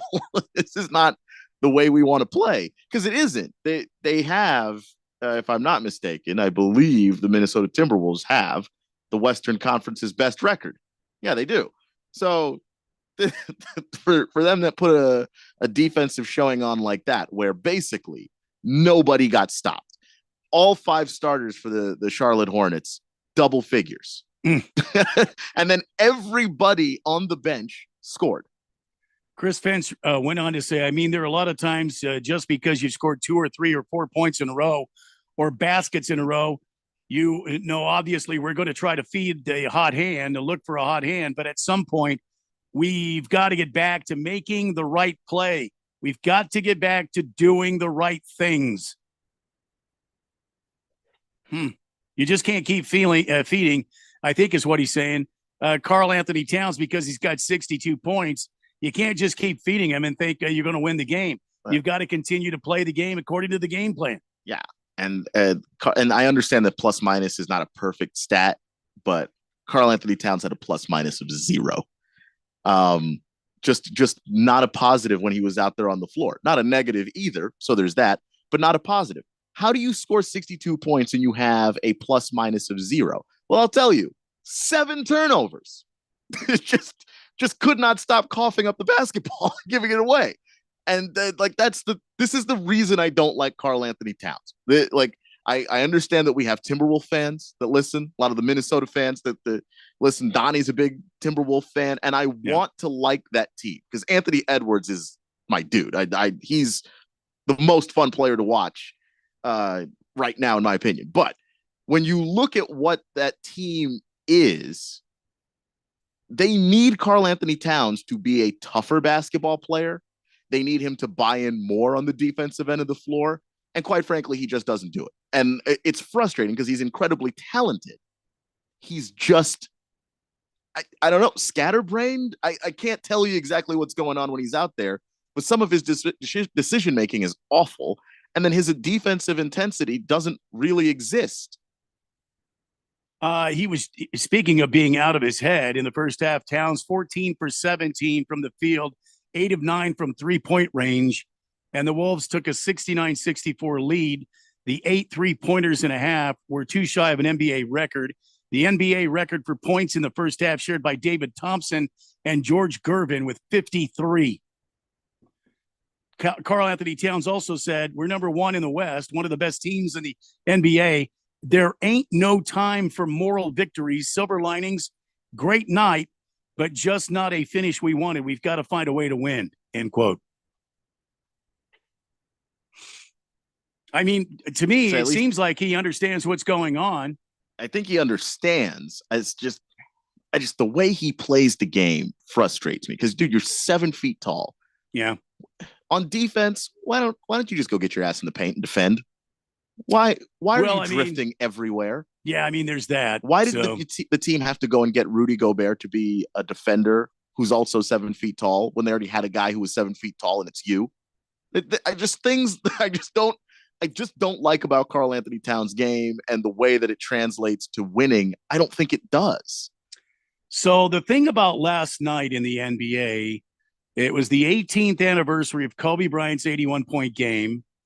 We already have talked about Embiid scoring 70 and Cat having 62. It is a night to remember. It marked the 4th time in history and the first time in 46 years that 2 players scored 60 or more points on the same day.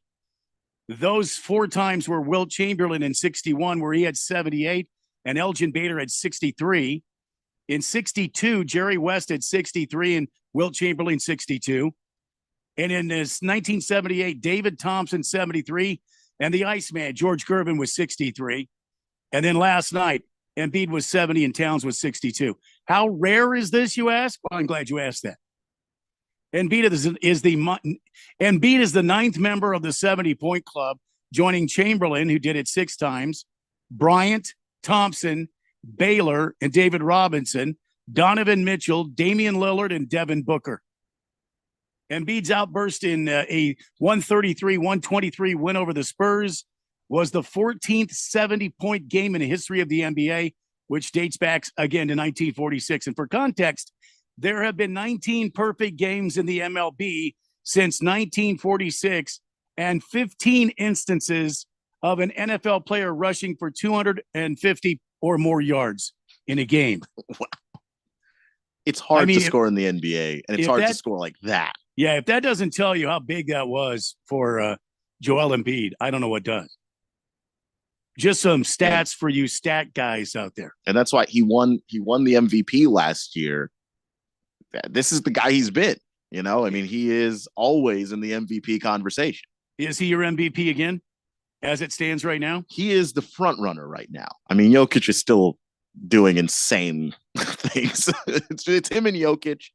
And then I think you have to have Giannis up there. And it's interesting. It's all big guys that are in the MVP conversation lately. All right. Tell you what, we were a little late in getting to last break. Let's get to this break. We'll come back. We'll read some texts. And then I've got NFL Coach Speak. Here on the Daily Blender on 1580 and 99.3 The Fanatic. Did you know that feeling sluggish or weighed down could be a sign that your digestive system isn't working at its best? Taking Metamucil every day can help. Metamucil fiber powders help promote your daily digestive health using a plant-based fiber called psyllium. The gelling action of this special fiber traps and removes waste, so you can feel lighter and more energetic. Metamucil, promoting digestive health for a better you. Learn more at metamucil.com. These statements have not been evaluated by the Food and Drug Administration. These products are not intended to diagnose, treat, cure, or prevent any disease. Hey, Ralph, got another solar question for you. Okay, but did you check out the Harmon Solar Podcast first? The what? The Harmon Solar Podcast. We put new episodes up twice a month that teach you all the things you ever wanted to learn about solar. We discuss things like how solar works, the roofing, sales process, demand management, everything solar. Show like this needs some real smart thinkers, huh? Well, yeah. So you got some really great guests then, huh? Almost every show. Is it on Spotify? Yep. iTunes? Yep. Just search it everywhere. It's the Harmon Solar Podcast. Go check it out at harmonsolar.com. Hey, you're up next. Ugh, my throat hurts so bad. There's no way I can sing tonight. Here, try these. Vicks VapoCool Drops. Yeah, Vicks VapoCool Drops has maximum strength menthol with a rush of Vicks Vapors. Ooh, I can already feel it. I told you. So, you ready? I'm ready. Vaporize sore throat pain fast with Vicks VapoCool Drops. Attention business owners, do you need zero money down financing on new or used equipment? Meet Dylan Cohen at JR Capital, your gateway to equipment financing that breaks the mold. JR Capital offers zero money down financing options on both new and used equipment, vehicles, heavy machinery, and more. It's a game changer, giving you the power to enhance your operations without slowing you down or denting your cash flow. Need a boost in working capital or a flexible line of credit? Dylan can help your business get the cash flow it needs fast. The process is a breeze too, with a simple application and same-day approvals. No more waiting, no more hassle. Just a straightforward path to securing the funds you need faster and easier than asking your banker. Call Dylan Cohen at JR Capital today at 602-834-7353 or click on Finance with Dylan at moneyradio.com. Call Dylan Cohen 602-834-7353 and get the money you need for your business today. When life gets overwhelming, but you just don't feel like talking, help is only a text away. Trained and caring crisis specialists are available by text 24/7 to assist with suicidal thoughts, substance use issues, depression, anxiety, and more. You are never alone. When you need help, please text HOPE to 4HOPE. From anywhere in Arizona, text the word HOPE to 44673. This message is sponsored by Solari Crisis and Human Services. So, what's your favorite thing about sports? The excitement, the action, or the 5-meat pizza and the 6-pack? Bingo. That's what we thought. 1580 and 99.3 The Fanatic, and always on at 1580thefanatic.com.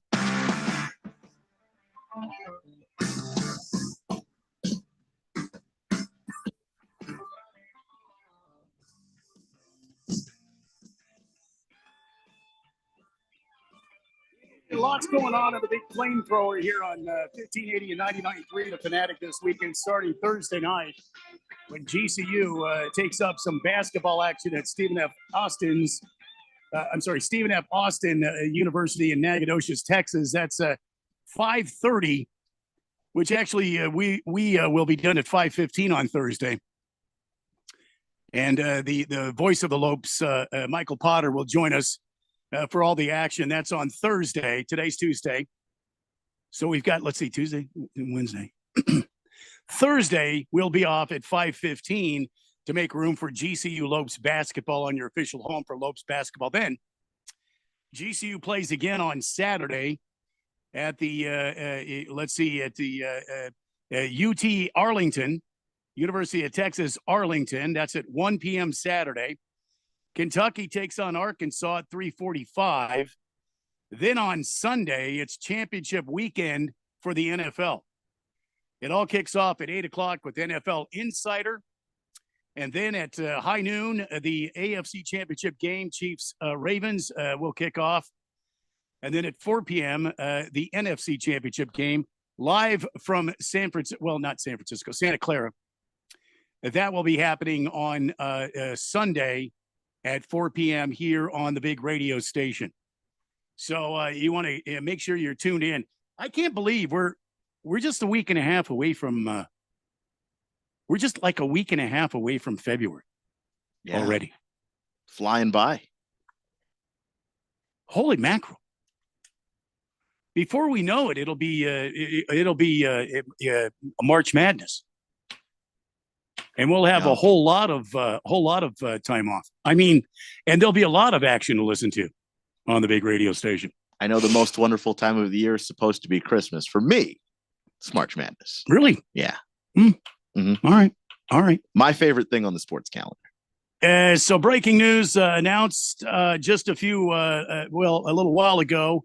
Adrian Beltre, Todd Helton, and Joe Mauer have been elected to the Baseball Writers Association of America National Baseball Hall of Fame class of 2024. They will go on into the Hall of Fame with the Contemporary Baseball Era Committee electee Jim Leland on an induction ceremony to be held July 21st at Clark Sports Center in Cooperstown, New York. See, for me, that's a bucket list. I'm a baseball fan. I would love to go to Cooperstown. I would especially love to go to Cooperstown during a Hall of Fame induction ceremony weekend. And I'm not a big people. I don't like to go where there's crowds. You know what I mean? Not a big crowd person. The best thing to ever happen to me for Christmas shopping was online shopping. That's true. Christmas crowds are the worst.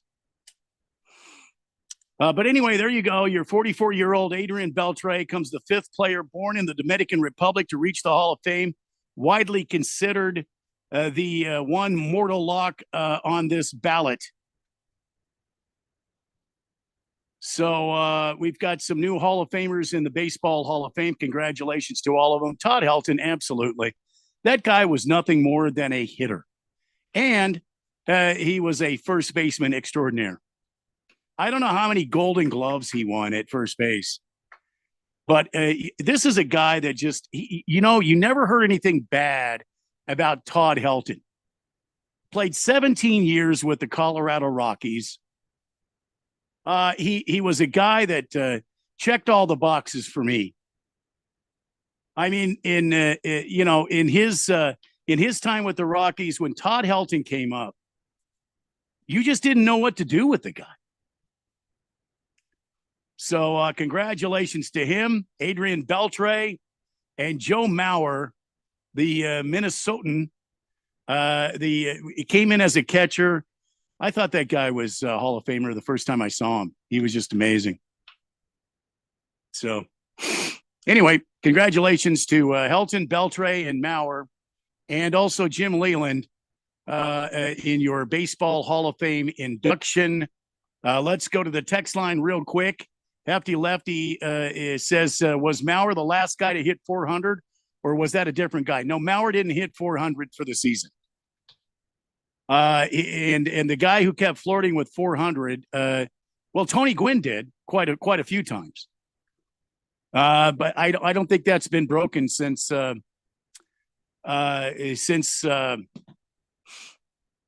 can't I think of his name? I'm having a senior moment. 400 is still intact. And no, I don't think Joe Mauer was the last guy to hit 400.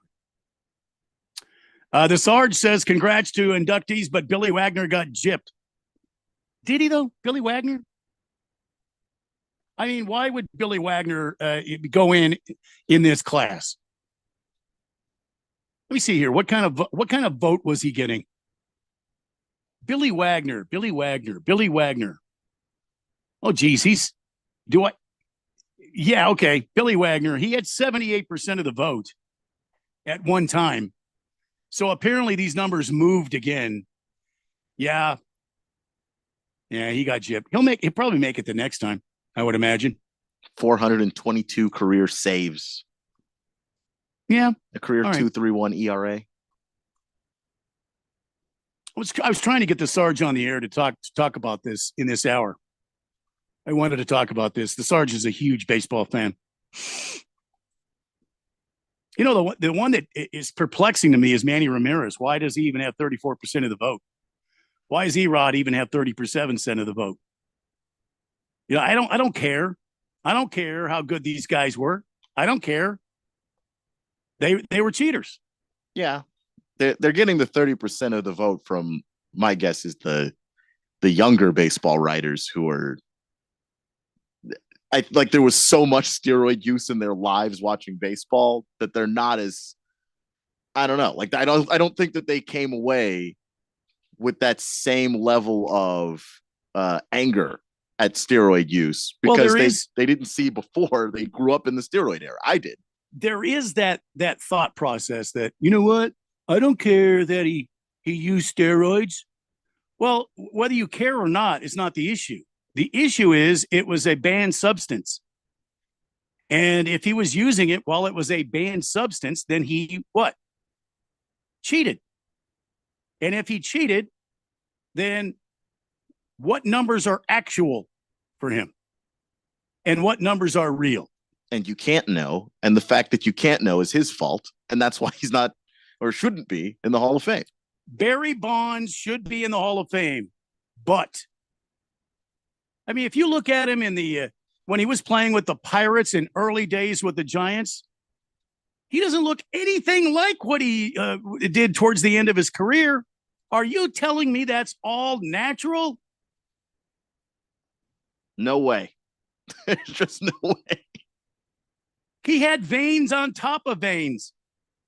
How many times did he just sneak a ball over in the outfield and didn't hit some moonshot? All right, well, maybe if he wasn't roiding, he doesn't get that home run. You see what I'm saying? Yeah, I mean, it's just obviously he's a great hitter. And so everybody that says, well, you've got to hit the ball. Yeah, no, obviously, Sherlock. But the thing is, if you were hitting the ball and you were regularly hitting singles and doubles, if you take steroids, those singles and doubles can be triples and homers. That's clear. We know that already. Everybody wants to jump on me about, I don't care, you let him use steroids. Well, but see, that's not the issue. That's not the issue. The issue is it wasn't allowed then. See what I'm saying? And he chose to make a choice to use. How's that? Well, it's never been proven. Was it in the black book from the guy that got sent to prison? Yeah, damn right it was. I read the book. Game of Shadows, whatever it was, where it was like basically right. Like, it was about the whole Balco scandal. Barry Bonds' name was in every part of it. Okay, so yeah, I understand that he didn't ever test positive because the drugs were ahead of the testing. But why were you in the Balco report then? Well, I mean, and A-Rod was in the Balco report. And A-Rod got caught not once, not twice, 3 times. 3 times. Like at that point, you're not even sorry. And these guys that keep voting for them, They're wrong. I'm sorry. Now, look, if steroids were allowed, congratulations. Congratulations for being in the Hall of Fame. Until you can explain to me why, cheating against the rules is allowed. Oh, but Randy, how many guys in there got in the Hall of Fame because they were using uppers and they were using speed and they were using all these other things? Yeah, well, I mean, where's the proof? And don't take it up with me. I didn't vote them into the Hall of Fame. Take it up with the baseball writers that put them in. If I'm just very black and white on this subject. If you cheat, you don't win. Moist One says veins on top of things got me excited. Thank you, Moist One. That's the line that stood out to you there. Okay. 888-368-1580. Just a few minutes here. Let's do some coach speak. And what this is a segment talking about all the coaching and changes in the NFL coaching department. Let's start with the Eagles. Number one, why is Sirianni still the head coach? Because Sirianni went to a damn Super Bowl last year. Can you guys just cool it? So he didn't go this year. The team had a meltdown. Was that all Sirianni? Maybe. They're making changes, and one of the changes talked about, I alluded to it yesterday, Ron Rivera still wants to coach in the NFL. He's got plenty of money, could retire, could go away. He's got a Super Bowl ring with the Chicago Bears. He doesn't have to coach. After that meltdown in Washington, are you serious? But anyway, he's not going to be a head coach. Nick Sirianni, who fired a former defensive coordinator, Sean Desai. Is that it? Desai? Mm-hmm. Yep. Is now wanting to meet with Ron Rivera. Is Ron Rivera still a quality defensive coordinator in the NFL, Keon? Hard to say, because the defense he constructed was absolutely abysmal, and he did a lot of that work doing front office stuff. He also screwed up the team in all the drafts, like when they reached for Jamin Davis at linebacker. Only it took Jamin Davis until basically this year to kind of figure out what the hell he was doing in the league. So maybe that's not the guy you should have drafted that high.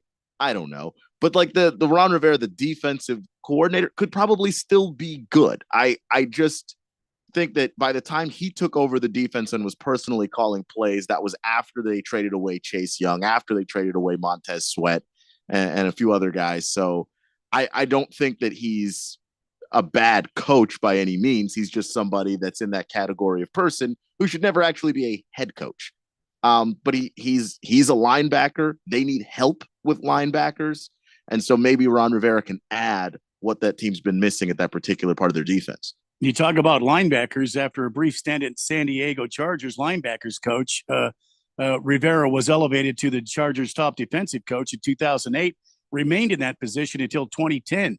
In that final season, San Diego allowed the fewest yards per game with 271.6 in the NFL.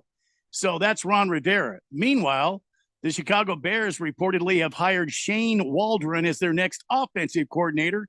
According to ESPN's Courtney Cronin, Waldron was the first person Chicago interviewed for its vacancy after firing former offensive coordinator Luke Getsy after 2 seasons on January 10th. The Bears interviewed 9 candidates in total after cleaning out their offensive coaching staff. Is this a good move for the Bears, bringing in Shane Waldron? Yeah, I mean, I'm personally not the biggest Shane Waldron guy, but I do.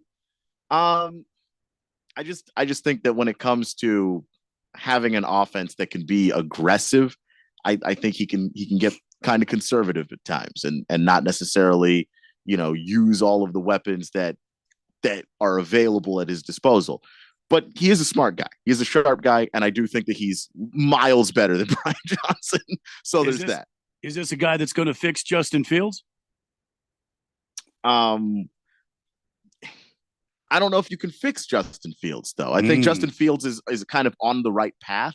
He just needs to now continue to grow on that track. And I don't know if Justin Fields is even going to be the guy. That's the other issue. Justin Fields might be gone. They might get Caleb Williams and move in that direction. So do you think they move Justin Fields to another position, a slot receiver? No. Justin's You think going they'll to just part be a ways with quarterback. him? Yeah. Because at this point in his career, to ask Justin Fields to play a brand new position is not fair to Justin Fields, because there's a whole lot of nuance of being a receiver. It's not just you're a good athlete, so we'll throw you over there. This isn't Pee Wee football. You can't just take your best athlete and put him at any position and watch him dominate. Like, he's a quarterback, and he's either going to sink or swim as a quarterback. All right. Well, that's 2 hours down on this edition of the Daily Blender. When we come back, some more NFL coaching news, and you'll get our analysis on some college football stuff. I'll talk to our college football expert, Keon Rose, about some college football things that are coming up. And on this day in Big Georgia sports history, this is the Daily Blender on 1580 and 99.3 The Fanatic. And now another no-brainer money-saving tip from Progressive. Marcus, what happened? I was changing my oil and I spilled some on the floor. Oh, well, use these $50 bills to wipe it up. Perfect. Got any more? Yeah, take a couple hundred. Stop. Instead of using money, use an old rag. And here's a better tip from Progressive on how not to waste money. Don't pay too much for car insurance. Drivers who switch and save could save hundreds. Progressive Casualty Insurance Company and affiliates. Potential savings will vary. Not available in all states. When it comes to covering the high school sports scene in Arizona, AZ Preps 365 has all the answers. Every Saturday morning from 8 until 10, they break down games, interview the newsmakers, talk with coaches from around the state, and stay up to date with what's happening with prep athletes and breaking news from the Arizona prep scene. It's AZ Preps 365, 8 till 10 Saturday mornings on 1580 and 99.3 The Fanatic, and always on at 1580thefanatic.com.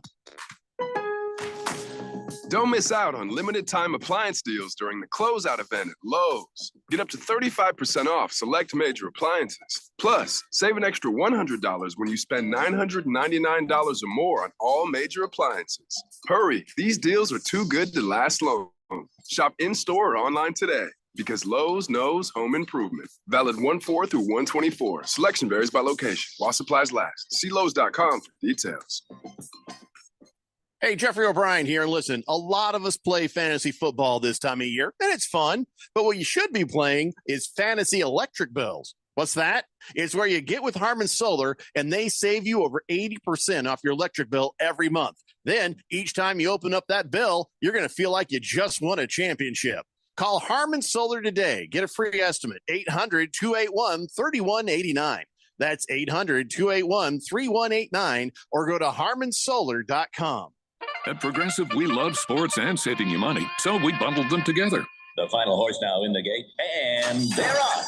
They're starting off with a double toe loop jump, leaving a difficult 7-10 split. It's this movement on the inside rail. Only 9 pins separate them now to head the final quarter mile. They're neck and neck. It's down to the last frame. Here comes the axle jump. They bundled their home and auto insurance with Progressive. Win, strike, savings, gold. Progressive Casualty Insurance Company, affiliates, and other insurers. Not available in all states or situations. It's almost time for Arizona voters to pick their candidate for president. The presidential preference election is on March 19th, and if you want to vote by mail, make sure you are on the active early voting list or request a one-time ballot by mail. Elections are independently managed by each Arizona county, so reach out to your county recorder's office before March 15th if you want a ballot by mail. Get more election details at arizona.vote.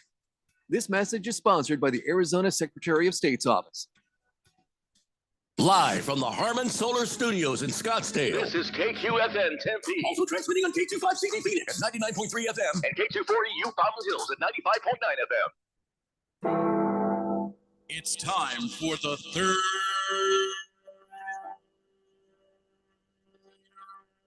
hour. Quiet, people, settle down, because it's time. Time for what? Showtime. When does it start? Right now. 3, 2, 1. Let's get on with the show. Let's do it.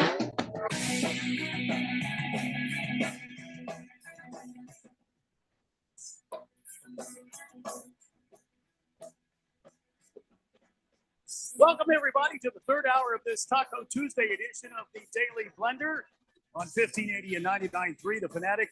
Right over there, the sexiest man in sports talk radio, Keon Rose. My name is Randy White. Jeffrey O'Brien is out today and will return tomorrow. We are broadcasting live from the Hartman Solar Studios, beautiful uptown Scottsdale. You are texting in on the text line at 888-368-1580. Just like these great Fort Dimension members here. Let's see, the moist one again, Veins on Veins, got me excited. I'm going to leave that right there. Fish Tank says, guess it's time to Haruto about boom goes the dynamite.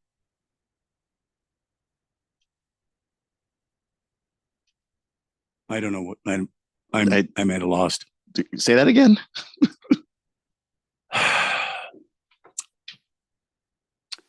Fish Tank says, guess it's time to Haruto about boom goes the dynamite. Oh, okay. I see. The boom goes the dynamite. Oh man, that you have to search that on on YouTube. It's basically like a college sports show, and they're doing Fish Tank. Fish Tank said this. Yeah, you got to teach Haruto about boom goes the dynamite as a. Well, I didn't say that. I guess it's time to Haruto about boom goes the dynamite. I'm guessing that there was a word missing in there because it makes more sense if you say. Or Fish Tank could be Haruto. I don't think he's trying to be Haruto, though. I think he's trying to say something about Haruto, who, you know. All right. 888-368-1580. The Whopper says, great win for the Yotes last night. Very entertaining game. Yeah, especially that goal that went off the guy's head. One of the Coyotes players took one off the knob, and then 2 minutes later, the Coyotes scored a goal. It's first time in 15 games, I want to say. 12 or 15 games that the Coyotes have beat the Penguins. And last night in Tempe, it happened, finally. 5-2 final. Coyotes win.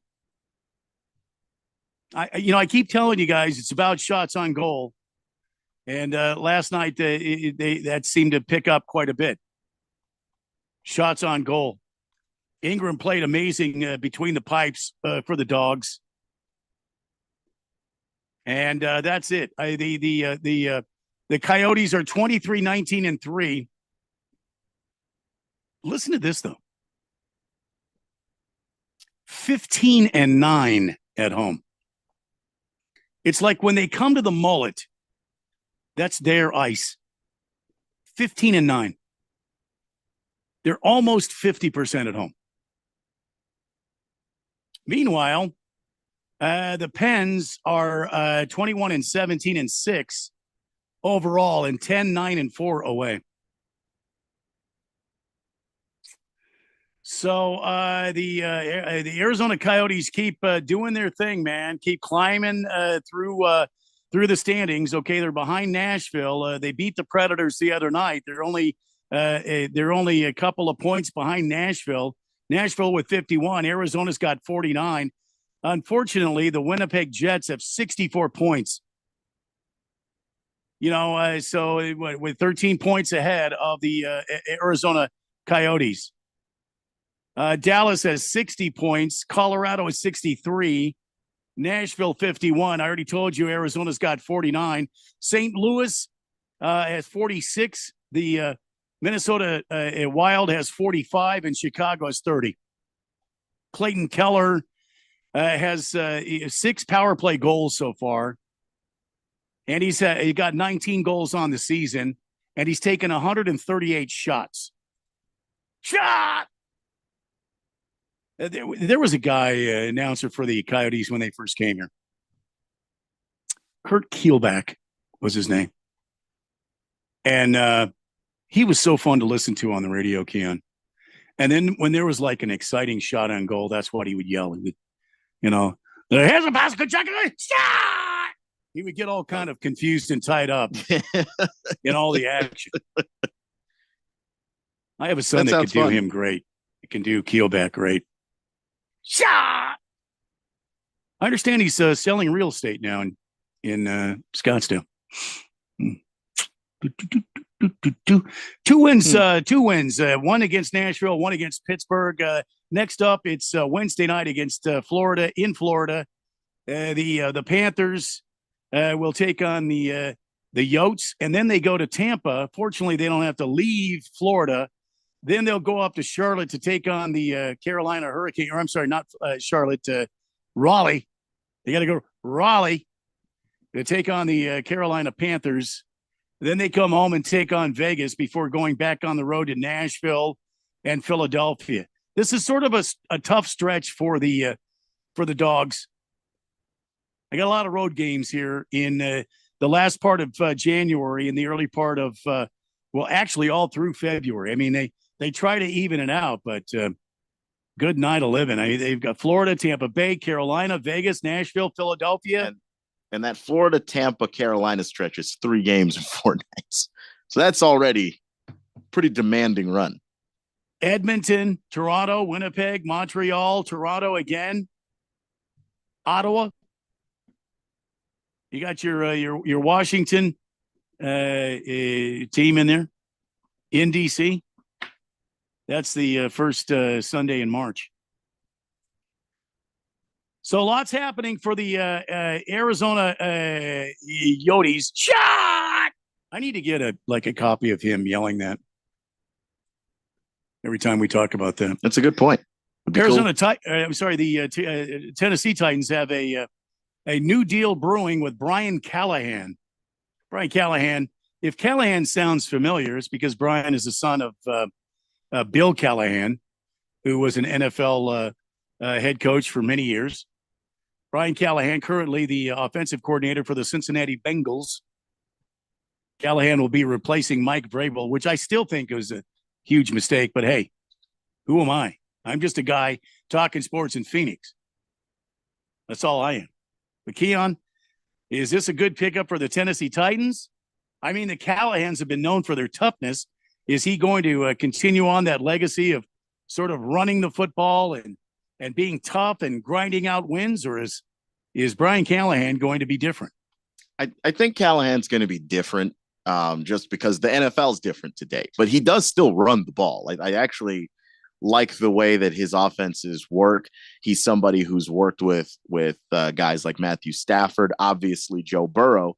And I think the biggest endorsement of Brian Callahan and what he does well is how well Jake Browning was able to come in and play and step in relief of Joe Burrow, and they nearly made it to the playoffs, but that division is insanely brutal. I just think that that Callahan has shown that he can coach all over the league, that he can design offenses really well. So it's an interesting choice. I feel like the firing Vrabel was a mistake, but I don't think that they downgraded necessarily. I mean, we'll have to actually see.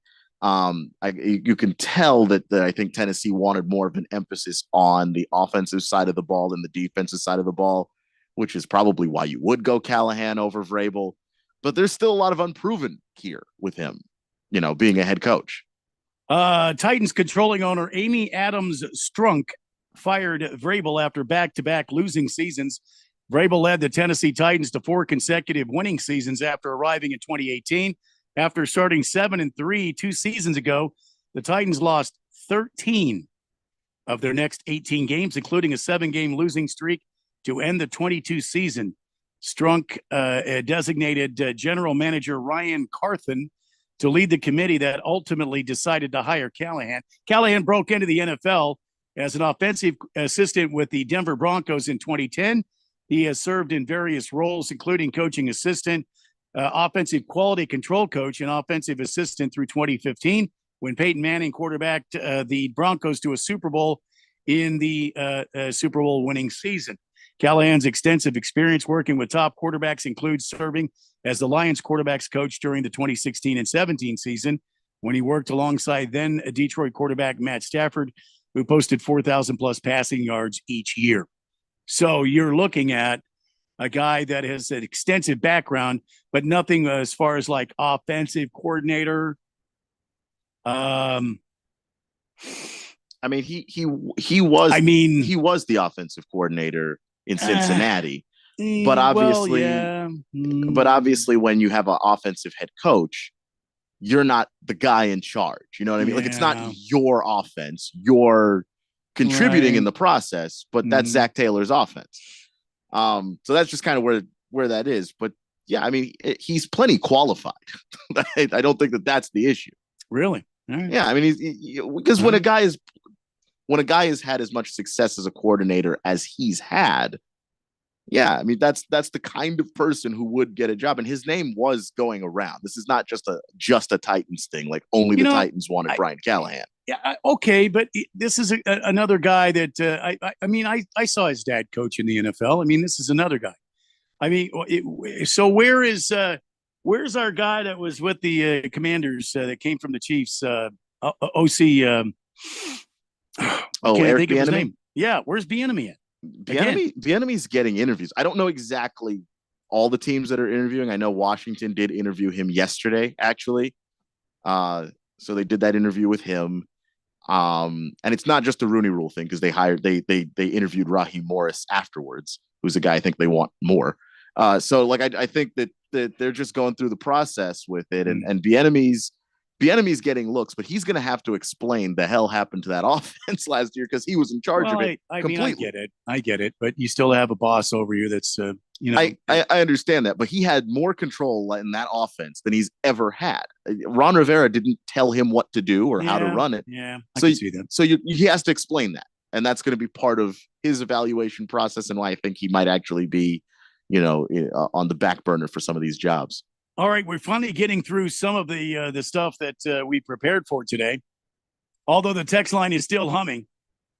I mean, in true blender fashion, we are taking Moist one 1,000 says years to get Amy through. Adams Spunk sounds like someone I would. No, it wasn't Spunk. It was Strunk. Moist one, Strunk. Yeah, I don't think that's a typo. I think Moist one is doing the Moist one thing again. Moist one. That's terrible that you would. Sir. That's awful, sir. I'm gonna have to ask you to knock it off, sir. Meanwhile, the Chargers and Jim Harbaugh reportedly within striking distance, Keon, reportedly, according to Mike Garofalo.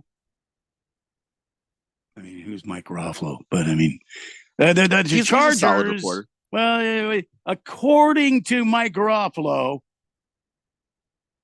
Jim Harbaugh and the Los Angeles, San Diego, Anaheim County Chargers. Is there an Anaheim County? I think there is. I don't know. Maybe it's just Orange County. Maybe it's just Orange County. Maybe Yeah, I it's don't just know. Orange County. Yeah. San Diego, Los Angeles, Orange County Chargers are in a striking distance of getting a deal done. Do you see this happening? Do you see Jim Harbaugh going to? I keep calling him San Diego. I can't get that out of my head. Going to the Los Angeles Chargers. I can. Why?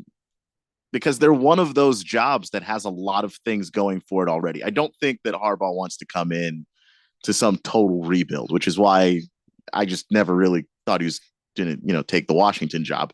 Like, that's a total rebuild. Raiders, I like that they're sticking with Antonio Pierce. That's a bigger rebuild. The Chargers job is not that big of a rebuild. You have a starting quarterback in this league, Justin Herbert. He's shown he can play.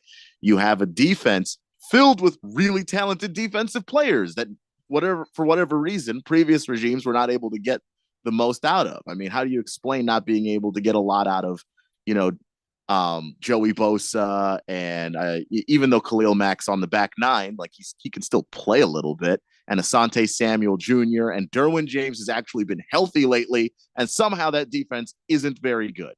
The offense underachieves every single year. The one thing we know about Jim Harbaugh, he's a winner, and we also know that the Chargers are willing to throw money to get a winner in there. So it makes sense to me. It does.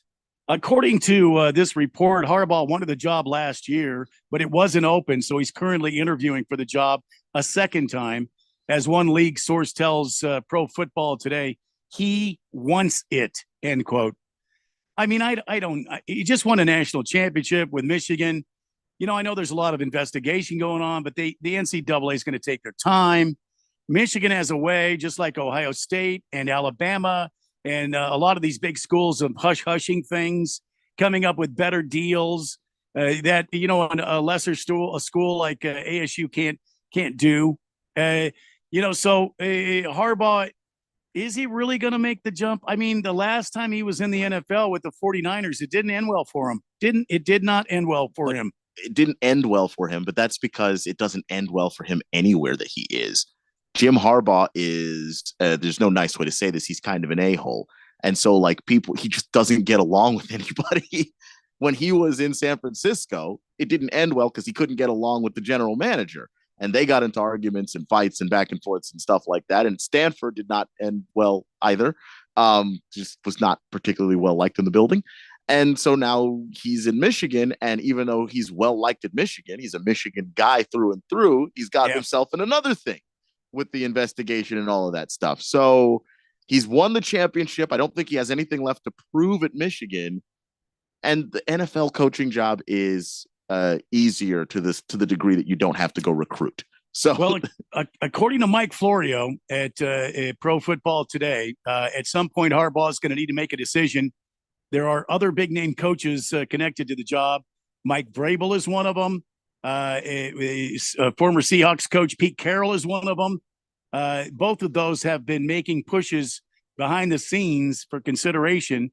And the Chargers also looking for a general manager. They entered the process with no preconceived ideas on how the football operations will be structured or whether the GM or the coach will be hired first. So there you go. You got three big names, Harbaugh, Vrabel, and Carroll, pushing for the head coaching job with the Los Angeles Chargers. And I think that's the other reason why Harbaugh works is that they don't have the GM figured out yet.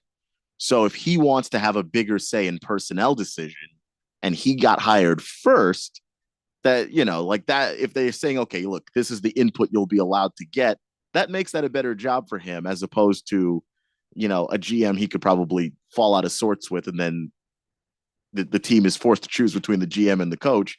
And Jim Harbaugh's just not the guy to take the team he's given. He's going to push back on. All right. Before we take a break, let's go to the text line. Fish Tank takes exception with my rant about proof and, drugs being used in Major League Baseball. He says, where's the proof? They had greenies in the dugout like they have sunflower seeds today in buckets. Were you there? Are there pictures? Desert Viking says, I grew up watching Joe Mauer. Congratulations to him. He would be in the conversation for best catcher of all time if he didn't have concussion issues. The hometown hero loved baseball with every ounce of his soul. Clearly, he did it without any roids. But maybe if he did, the Twins wouldn't have lost 17 playoff games in a row. Ha, ha, ha, ha, ha, ha, ha, ha, ha. Baker's Cocky Hen says, Bieniemy and Rivera to Philly as coordinators. No? I mean, look, Sirianni's going to be the head coach, and maybe he might rein in the worst parts of both of them. So I don't know. That's a bad idea. I just find it a little funny. That's all. Silver Pops just simply says, sup. Sup, Silver Pops. There you go. Also, Yeah. Sup. I love that picture of Godzilla in a Dodgers uniform. I mean, they're buying everybody else to come out of the team. Why not bring in Godzilla as well? Hefty Lefty says, is Callahan willing to sacrifice it? Ooh, I can't say that. Vrabel really said that, Hefty Lefty? Oh, you didn't. That was on a podcast one time. He was just hanging out and just kind of casually dropped. Yeah. I guess he was hanging out because he said he would sacrifice it. They were like, yeah, if would you give up the the cha-cha bongos to win a Super Bowl? And he answered, it wasn't the cha-cha bongos. It was the twig. Oh, the whole thing. Okay. Well, the twig. He said yes with no hesitation. He's like, I've been married a long time. I've gotten use out of it. I don't want a Super Bowl. Unnamed texter says, can he fall back on auto parts with his brother Tommy if his Titans job doesn't work out? I don't get it. Tommy Callahan? Brian Callahan? I don't get it. I'm not sure I follow either, to be honest.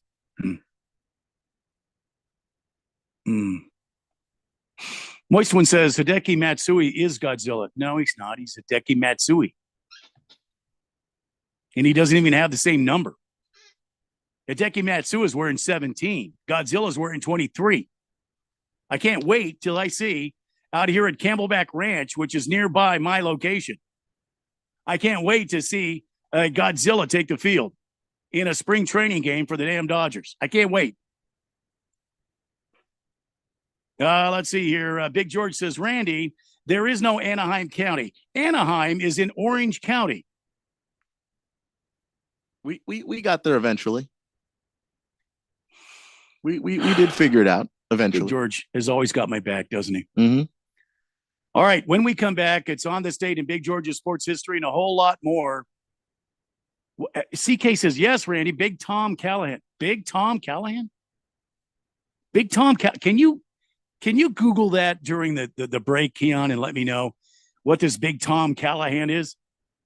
It doesn't sound like something dirty. From Tommy Boy. Oh. Okay, a movie reference. Yes. A 1995 movie reference. Oh, okay. Tommy Boy. Good movie. But man, that is not the first place anybody's going to go to. You can't just drop that like anybody's going to remember off the top of their head. Oh, yeah. Tommy Boy. Come on. Night. I had 6 kids, man. I didn't have time to watch movies back in that day. I mean, I saw the movie as an adult. It was rated R, and I was 5 when it came out. But remember about I didn't. Oh my God. Okay. And even then, I watched it like 12 years ago. Thank you. All right. When we come back On This Date in Big George's sports history and so much more, ladies and gentlemen, it is a daily blender in the third hour here on 1580 and 99.3 The Fanatic. This is Brent Musburger's Action Update on 1580 and 99.3 The Fanatic. Free air-chilled boneless chicken breasts and 4 juicy boneless pork chops with your order. omahasteaks.com/vsin. Now, here are the latest lines from my guys in the desert. Philadelphia 76ers center Joel Embiid scored 70 points in the Sixers' win on Monday against the San Antonio Spurs, and he is the betting favorite to repeat as the NBA MVP at plus 130. However, there is an issue. Embiid has to play in at least 65 games this season to qualify for a major award. He has already missed 10 games this season. If he misses 8 or more, he'll be disqualified from consideration. Denver's Nikola Jokic is plus 250 to win the MVP. Shai Gilgeous-Alexander of the Oklahoma City Thunder is plus 350. I'm Tony Desiri with your VSiN Action Update on 1580 and 99.3 The Fanatic. This is a special alert to all Americans who own a vehicle with less than 200,000 miles, with an auto warranty about to expire, or with no warranty coverage at all. Due to a decline in the economy, CarShield is announcing a low-cost, month-to-month vehicle protection plan that is now available to the public to save any driver out-of-pocket expenses on future auto repairs. Call now to find out how you can pay almost nothing for covered auto repairs. Yes, you heard that correctly. Pay almost nothing for covered auto repairs. An open phone line has been established for all drivers to call for a free quick quote. Call 800-736-6158 now. Drivers who are covered will not have to pay for covered repairs again. This protection plan is at an all-time low. Additionally, drivers who activate this vehicle protection today will also receive free roadside assistance, free towing, and car rental options at no additional cost. Call us for your free quick quote today. 800-736-6158. That's 800-736-6158. What do you have to lose? Call 800-736-6158. Again, 800-736-6158. Everybody, it's Mark Asher back to tell you about my great friends over at the Lund Mortgage Team. For years, I've been telling you about refinancing, new home loans, all the great stuff that the Lund Mortgage Team can help you with from start to finish. Now, things have gotten a little crazy, right? The rates were bouncing all over the place. Now they're officially higher than they've been in a long time. And now more than ever, I think it's important to have a mortgage professional that has been there, done that. Any Yahoo can sell you a mortgage when it's 2.75%. Those people are going away. The real professionals are the ones that are staying in business and helping their clients through this kind of tough time out there as far as mortgage rates are concerned. Those people are the Lund Mortgage Team. Matt Oliver, Lisa Lund, they've owned this team for a long time, over 2 decades in the Valley. They are the best in the business, and they will walk you through the process, whether it's refinancing now or probably more importantly, a new home loan. Let them do all the heavy lifting for you. Call today, 6 623-875-9940. That's 623-875-9940 or online, lundmortgage.com. Are you ready for your passion to meet your purpose? The city of Chandler is one of the best run cities and best places to live in Arizona, where people express their passion through collaboration and teamwork as we serve our community of innovation. Come to Chandler, where passion meets purpose. Visit jointeamchandler.com for our current openings. That's jointeamchandler.com. This message is sponsored by the City of Chandler. Grand Canyon University basketball is back for another exciting season. After advancing to March Madness in 2 of his 3 seasons as the head coach, Bryce Drew brings a team to the court this season, picked to win the conference once again, and led by first-team All-WAC selection Gabe McLaughlin and WAC preseason Player of the Year Ray Harrison. Check out the schedule at gculopes.com to find matchups with San Francisco, DePaul, Liberty, and last year's national championship runner-up, the San Diego State Aztecs. Join me, Michael Potter, and Lopes insider Paul Coro all season long right here on The Fanatic, the home of Lopes basketball.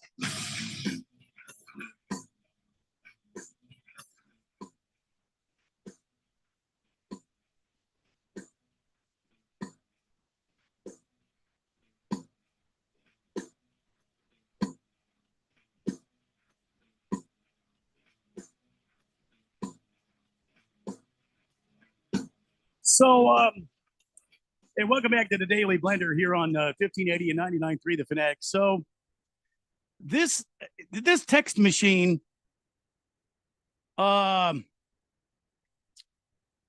I don't know what the hell it happens here, but this thing. So, a while ago I said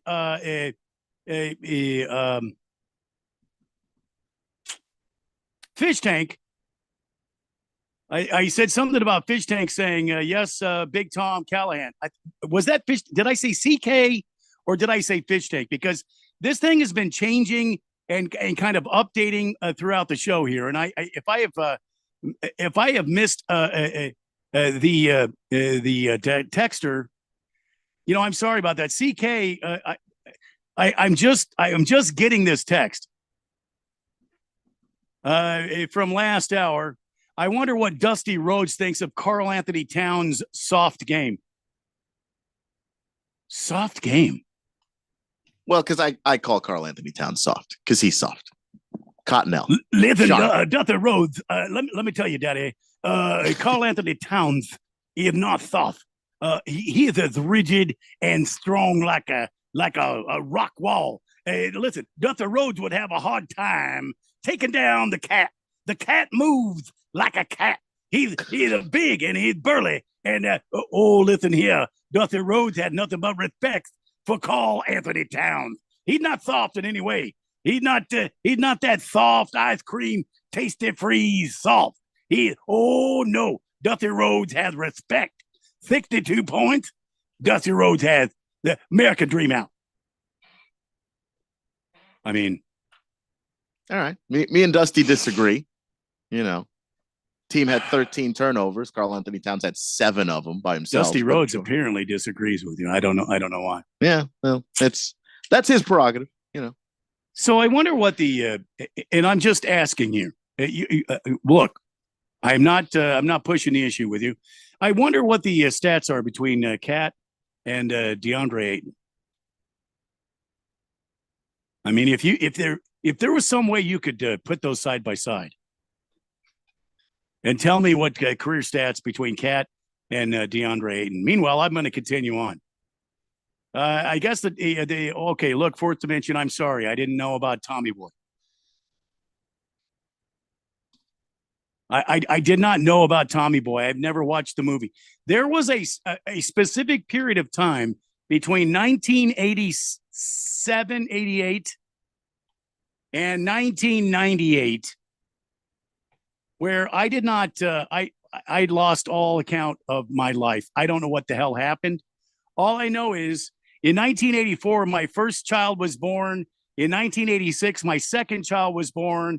And then somewhere after that is where I lost consciousness. And I floated through the rest of those years until all of my kids, 2 of them left to go into the military. I had a liver transplant. And there was so much, I had kids getting married.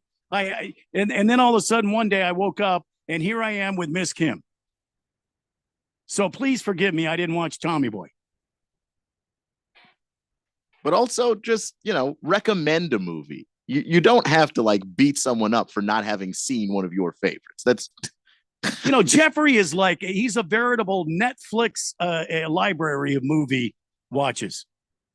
I mean, Jeffrey, he has got a deep catalog of movies that he has watched. And if it's a funny movie. I don't need Moist One you to jump in on that deep catalog business.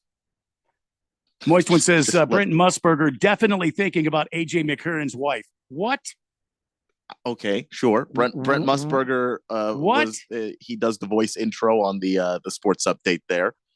Brent Musburger definitely thinking about AJ McCarron's wife when he says, quote, juicy boneless, end quote. I don't think so. What? I really don't think so. Also, we were not talking about Brent Musburger, AJ McCarron, who's a very nice dude. But we don't have to do this. We don't have to do this. It's a Tuesday. It's a Tuesday, damn it.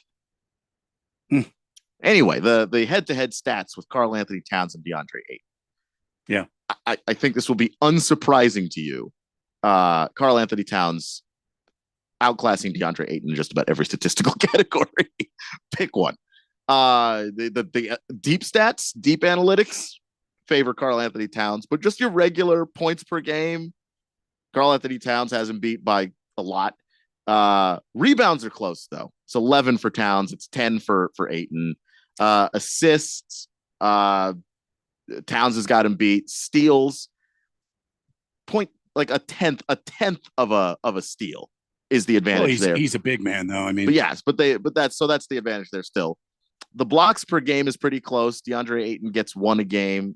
Karl Anthony Towns gets 1.3. So he's better, but the gap's not that big. The field goal percentage, Ayton's actually got him beat. 60% shooter to 52% from Karl Anthony Towns. Wow. But that makes sense because Karl Anthony Towns is the better 3-point shooter. Ayton doesn't shoot very many. Karl Anthony Towns shoots a boatload. So he's shooting shots further from the basket and still shooting a pretty high percentage. So what you're telling me basically, if you think Cat is soft, then DeAndre Ayton's got to be a soft player. He's soft as well. Well, the mentality is what I was referring to, but yes, for both of them. Okay. All right. Yeah. I just the mentality. I wasn't saying anything. I wasn't trying to throw you. I'm just saying. Yeah. So statistically speaking, because the numbers don't necessarily tell you whether or not a guy is tough. It just tells you that the guy can score. Yeah. Which in today's NBA, you don't need to be tough. Well, I mean, wouldn't blocks and steals and stuff like that it be a good indicator of a defensive player? Yeah, I mean, their steals are nearly identical, and so are their blocks, though. But Karl Anthony Towns doesn't like to defend the basket. That's why they got Rudy Gobert. They gave up a boatload of picks to get another 7-footer because the 7-footer they had didn't want to be a 7-footer. Karl Anthony Towns wants to be a guard. That's the way he plays. Swazman. What? Really? Swazman? Come on. Really? I just told you what was going on during that time. I saw Arthur. Okay. I didn't have to watch Tommy Boy to see Bo Derek. And as far as Rob Lowe goes, are you kidding me? Atkins? I was on a plane once with David Spade, too, by the way. How was that? It was interesting because towards the end of the flight, he wanted to get up and start walking around. And we had just landed here in Phoenix, and he wanted to get up and start walking around. And the stewardess said, sorry, I don't care if you're a Hollywood star or not. Sit your ass down. And he complied. Good for her. Yeah, he complied. Now, I've seen Office Space. And I laughed. There's a lot of funny jokes in Office Space. I laughed at that. But I didn't see it when it first came out. I saw it recently, like within the last, when I say recently, within the last 5 years. Yeah, that counts. All right, 888-368-1580. We got to keep moving here. It looks like Alabama's Alabama signee Julian, their 5-star recruit Julian says He's going to join Caleb Downs at Ohio State. Oh, my God. What's happening in Alabama, Keon? I'm bringing the story up here, but you go ahead and you talk about it because this is college football stuff. And it seems like Ohio State has started to dominate not only on the transfer portal, but on the road as well. I mean, they're bringing in a lot of talent, which I think signs trouble for Michigan, Michigan State, and all the rest of them. Talk to me about this guy going from Alabama to Ohio State. Yeah, this is the big problem that Alabama's having right now. Is Nick Saban? It left. Nick Saban, left, retired, rode off into the sunset. Him and his 6 Alabama championships, 7 overall, and all of the recruits who committed to playing for Alabama, and this cannot be stated enough. When a player commits to a university, they mostly commit to a coach. They commit to the coach because the coach goes into their house, meets their parents, shakes their hands, and says, "I'd like your son to play for the University of Alabama." Kalen DeBoer, the poor guy, is showing up and trying to fill into the shoes of Nick Saban and is not able to retain any of the players that Nick Saban recruited prior to retiring. And Julian Sayin is going to be an awesome quarterback if everything goes the way it's supposed to go for him, because he is so deeply talented. He's the only 5-star actually in Alabama's last recruiting class. There's a bunch of 4-star guys, but he was the 5-star. He was like the crown jewel of the whole class. So for him to jump back in the transfer portal and basically say, "Oh, Nick Saban's not here, see ya," spells really bad news for Alabama, because that's basically for everybody that wanted Alabama and that whole era to be gone. Potentially ding dong, the witch is dead, Alabama's gone, but also a lot of them seem to be going to Ohio State in particular. So that tells me that Kirby Smart couldn't wait. Well, what about Austin Mack, a guy that transferred to Tuscaloosa when he was recruited by Kalen DeBoer, and instead of signing with Washington, he went to Tuscaloosa. He's got to be happy. Yeah, I mean, look, the Kalen DeBoer, this is how he's going to try and hold on to some of the things that Alabama can do to be successful, which is to go, look, I recruited guys too.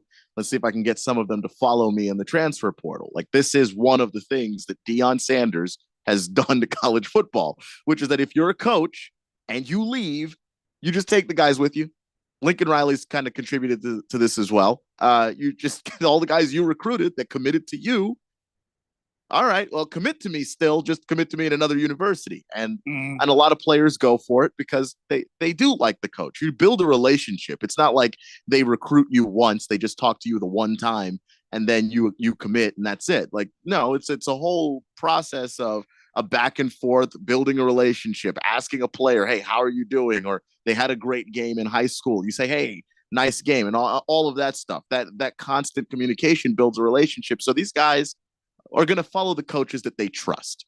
And so that's Kalen DeBoer's big shot, I think, to try and keep things afloat in Alabama, at least in year one, because you got to win enough games to not get fired. Look, man, Washington got manhandled. Okay. They got manhandled in the championship game. Mm-hmm.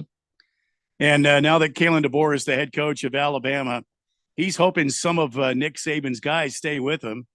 But how many Washington recruits do you think are going to transfer to Alabama to be with Kalen DeBoer? And is this a good or bad thing for him? Yeah, I don't know how many of those guys are going to transfer. And already you have some of the stuff that's a problem. Like, you're not going to get followed by Michael Penix Jr. That's going to be an NFL player about this time next year. So he's in a tough spot because a lot of his best players are NFL guys, not just Michael Penix Jr. The wide receiver Rome Odunze is going to be top 10 pick probably. So those top players that they had that allowed them to make a run, like a lot of those guys are just going to the NFL.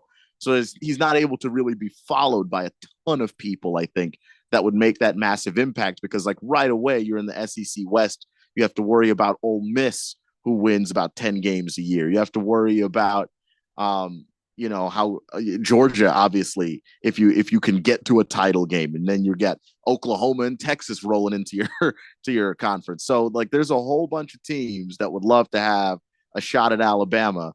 And if Kalen DeBoer can't get them on track relatively quickly, he's going to be in a lot of trouble. All right, so that's some college football talk. We've got to take a break. When we come back, it's On This Date in Big Georgia sports history and so much more. Man, I love talking college football. I wish we could do that more. But the texters have been active today, and we've got a ton of text on the text line at 888-368-1580. It's the Daily Blender on 1580 and 99.3 The Fanatic. Don't miss out on limited time appliance deals during the closeout event at Lowe's. Get up to 35% off select major appliances. Plus, save an extra $100 when you spend $999 or more on all major appliances. Hurry, these deals are too good to last long. Shop in-store or online today because Lowe's knows home improvement. Valid 1/4 through 1/24. Selection varies by location while supplies last. See Lowe's.com for details. Just in time for the NFL playoffs, Salt Creek Furniture has a fantastic sale. We're moving our Glendale store at 8078 West Bell Road, and the entire store is up to 50% off. It's crazy. $5,000 sectionals for just $2,500. Recliners, sofas, and so much more at prices that are sacking the competition. Salt Creek Furniture, 4 Valley locations. See it all at saltcreekhomefurniture.com. saltcreekhomefurniture.com. This is a special alert to all Americans who own a vehicle with less than 200,000 miles, with an auto warranty about to expire, or with no warranty coverage at all. Due to a decline in the economy, CarShield is announcing a low-cost, month-to-month vehicle protection plan that is now available to the public to save any driver out-of-pocket expenses on future auto repairs. Call now to find out how you can pay almost nothing for covered auto repairs. Yes, you heard that correctly. Pay almost nothing for covered auto repairs. An open phone line has been established for all drivers to call for a free quick quote. Call 800-736-6158 now. Drivers who are covered will not have to pay for covered repairs again. This protection plan is at an all-time low. Additionally, drivers who activate this vehicle protection today will also receive free roadside assistance, free towing, and car rental options at no additional cost. Call us for your free quick quote today. 800-736-6158. That's 800-736-6158. What do you have to lose? Call 800-736-6158. Again, 800-736-6158. At Progressive, we love sports and saving you money, so we bundled them together. The final horse now in the gate, and they're off. They're starting off with a double toe loop jump, leaving a difficult 7-10 split. It's this movement on the inside rail. Only 9 pins separate them now to head to the final quarter mile. They're neck and neck. It's down to the last frame. Here comes the axle jump. They bundled their home and auto insurance with Progressive. Win, strike, savings, gold. Progressive Casualty Insurance Company, affiliates, and other insurers. Not available in all states or situations. Screen time's over. Be home by 11? Put your phone down while we're eating. When parents set boundaries, keep track of where their kids go, and talk to them about the dangers of underage drinking and drugs, they keep their kids safe. Visit TalkNowAZ.com. Be the influence. Talk early. Talk often. Talk now. Thanks. Thank you. Muchas gracias. This message is sponsored by the Substance Abuse Coalition Leaders of Arizona. 1580, The Fanatic.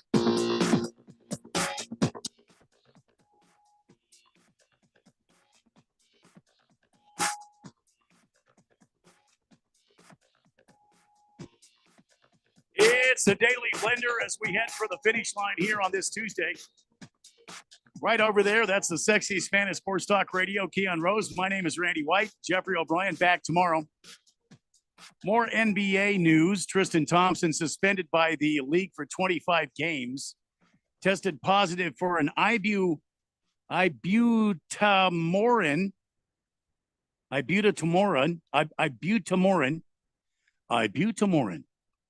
which is a growth hormone, and SARM LGD 4033, commonly used by bodybuilders and weightlifters for muscle enhancement. Must be the same thing Barry Bonds used. Thompson begins serving his suspension Wednesday when the Cavs play the first of 2 games in 3 days at the Milwaukee Bucks. He will return on March 16th. You don't think of NBA players as being steroid users, Keon, normally. These guys are normally guys that go out and play their game, right? I mean, now is there going to be some sort of big steroid search among NBA players? I could see it in football. I could see it in baseball. I could even see it in hockey. But basketball? Yeah, it's just not a useful drug in basketball. Like being the strongest guy on the floor doesn't help you a whole lot, especially in today's game where you can't touch anybody. It's just like using steroids does not help you. Being more skilled would help you more. But I do think that especially if you're using it for recovery, that's still an unfair advantage. If other guys are having to recover normally, and then here you are using some kind of drug to help you recover faster than them, then yeah, that's obviously not fair. But I don't think this is going to open up a whole NBA investigation to steroids. But every couple of years or so, there is somebody that gets popped for it. I guess it was Tristan Thompson this year. Well, would you say on an annual basis, which sport would be more conducive to players using steroids? Would it be baseball, basketball, ice hockey, or would it be football? I would have to say baseball, just because of the element of, if you are already a good player, you can basically take yourself from being, okay, you're good at hitting the ball. You can go from just being a guy that always makes contact, which is still a valuable player, to being a guy that gets home runs, which gets you, I don't know how many hundreds of millions of dollars for how many years some of these contracts go. Because we've seen it happen in Major League Baseball where guys will be on steroids long enough to get paid, and then they stop because they didn't really want to. They wanted the money. They didn't necessarily want to be on this thing long term. So I think that baseball is the sport where you have the biggest advantage, because it's the sport where having the drug actually enhances your skill. Whereas in basketball, if you can shoot threes, being stronger does not help you shoot threes better. That doesn't. Kind of what I thought. Yeah, like the skill actually lines up in baseball to where having more power is a clear advantage. Oh, sure. Having more power in the NBA, it helps a little. Like if you're a defensive player and you don't want to be pushed around, sure. But the fact that Wemby is a twig and is still out there dominating ought to tell you that's not the thing that pushes you over the edge in the NBA. All right. The Jumbotron operator at American Airlines Center's got some splaining to do, Lucy. In the second quarter of the Boston Celtics road win over the Dallas Mavericks on Monday night, Jaylen Brown dropped Mav star Luka Doncic with a nasty crossover. He crossed him over, and then Luka just kind of tripped and fell. It was funny as hell. He kind of tripped and fell off screen, and then Jaylen Brown just stopped and just calmly dropped in the basket. It wasn't exactly a highlight for Doncic, whose embarrassing tumble made the rounds on social media, but it also got extra play in his own building when the Jumbotron operator showed a replay of Doncic's defensive gaffe. It's just the thing. Geez. There's nothing in the NBA that will be immortalized more than having your ankles taken from you. Well, I mean, the on-air guy said it looked like he faked him right out of his headband. Because Luka wears a headband now, for those of you that don't know, and it looks ridiculous. He should wear a blue one or something. Like it just stands out way too much, and it looks silly. But yeah, no, he's already not a great defender. This is such a bad highlight. According to Gary Washburn on the X/Twitter, Tim Hardaway Jr. and Markieff Morris both yelled at the Jumbotron operator for showing the replay of Jaylen's crossover on Doncic. Are we at home or are we away?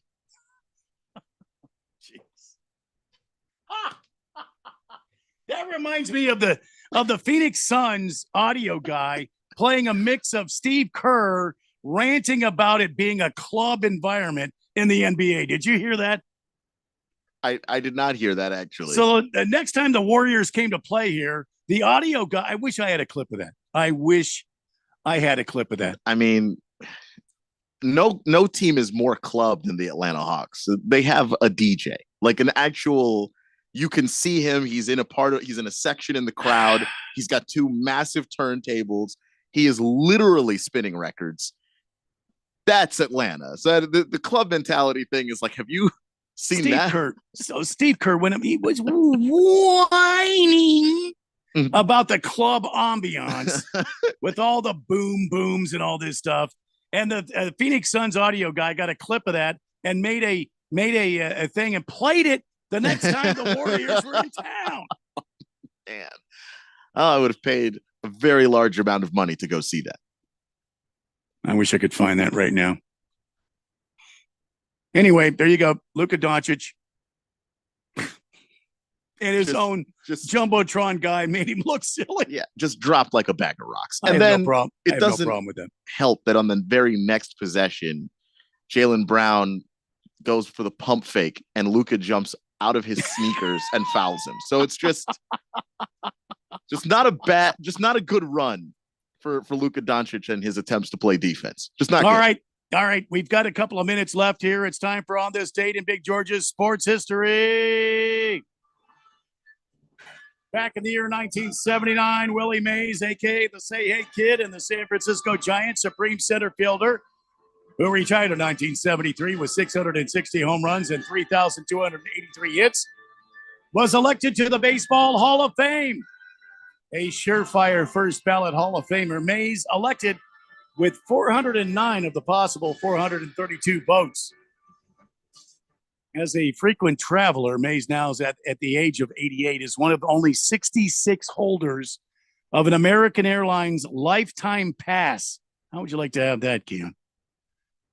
An American Airlines lifetime pass that gives the buyer unlimited first-class travel for life.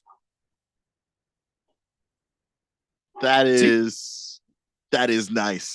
I guess, according to Cecil the Wonder Dog, he's got one. So, him and the Say Hey Kid. Why Cecil been holding out on us? Well, I mean, he travels around quite a bit. Cecil the Wonder Dog. All right, 888-368-1580. A few more texts before we get off the air today. Oh my gosh, look how many there are. Good luck. All right. Untamed texter, unnamed. Untamed. It should be untamed, I think. That would be cool too. Yeah. Untamed texter says, Chris Farley would be ashamed of you people. Probably. Why? Because he's in Tommy Boy. Oh, he's in Tommy Boy? Yeah. I don't know. I didn't see the movie. Randy didn't see the movie, and I watched the movie once 12 years ago. So, and he was in there. Yeah. He's the main character. Guess I'll have to watch the movie. It is funny. It's not the first thing that came to my mind, and so we're talking like football. So taking my head out of that mode and going, yeah, big Tom Callahan. Like I was just like, I'm not familiar with an NFL Tom Callahan. Who are we talking about? Is it like Chris Farley? Like big Tom Callahan? Is it like that or big Tom Callahan? I mean, I don't know. I don't think that it's that smooth. He's just Chris Farley in it. I don't know. If you know how Chris Farley is in movies. Kyle G says the Bills will fire McDermott this week or next week and hire Bieniemy. I mean, are you sure about that, Kyle G? I'm not sure about that either. And also, what's the wait? Bieniemy would jump at a job right now, and the faster you can get a new coach, whoever in there, the faster you can start the process of installing your offense and figuring out what personnel are going to fit in with whoever that is. So why wait till the end of the week? It's January 23rd right now. So you need a guy in there like Keon said, immediately. Yeah, like the only reason why some of these coaching openings are open still, like Atlanta and Washington and even, LA, the Chargers, is because some of the candidates that they're looking at are coaching right now. Otherwise, they'd already have a coach. Like if your guy is ready to go right now, what would you wait for? So Peter Longwood, who hasn't texted since October 5th, welcome back to the show, Peter Longwood. What a beautiful beautiful car you have here. Keon is young. I got Tommy Boy right away. Blue or yellow, Super B, Super Bird, Too Much Dollars. Great show with no Jeffrey. That's too bad. But that is a beautiful Super B you have there. Wow. Peter Longwood. What does my age have to do with it? I don't know what I understand that I'm young. I'm the only one of the two of us that's actually seen the movie in question. Haruto is back, says, wow, I'm Japanese, and I know the great movie Tommy Boy starring the late Chris Farley. Randy, I'm sorry for the misunderstanding. We apologize for the inconvenience. And we forgive you. Haruto, please keep texting. Silver Pops, Randy, sir, no need to apologize for that movie. Trust me, you didn't miss anything. Really? No? I'm not going to get to all these. I'm just going to tell you right now. No, Big George, I don't have time for that. I don't have time for that. No, I'm sorry. Anaya D, I see you, Anaya D. No. Oh, is that the link for that song? Oh, my God. Thank you, Amaya D. Moist One, I'm not. No, sorry. That's going to do it for today. For Keon Rose, this is Randy White bidding you farewell. We'll see you tomorrow at 3. Oh, this cold. Honey. Honey?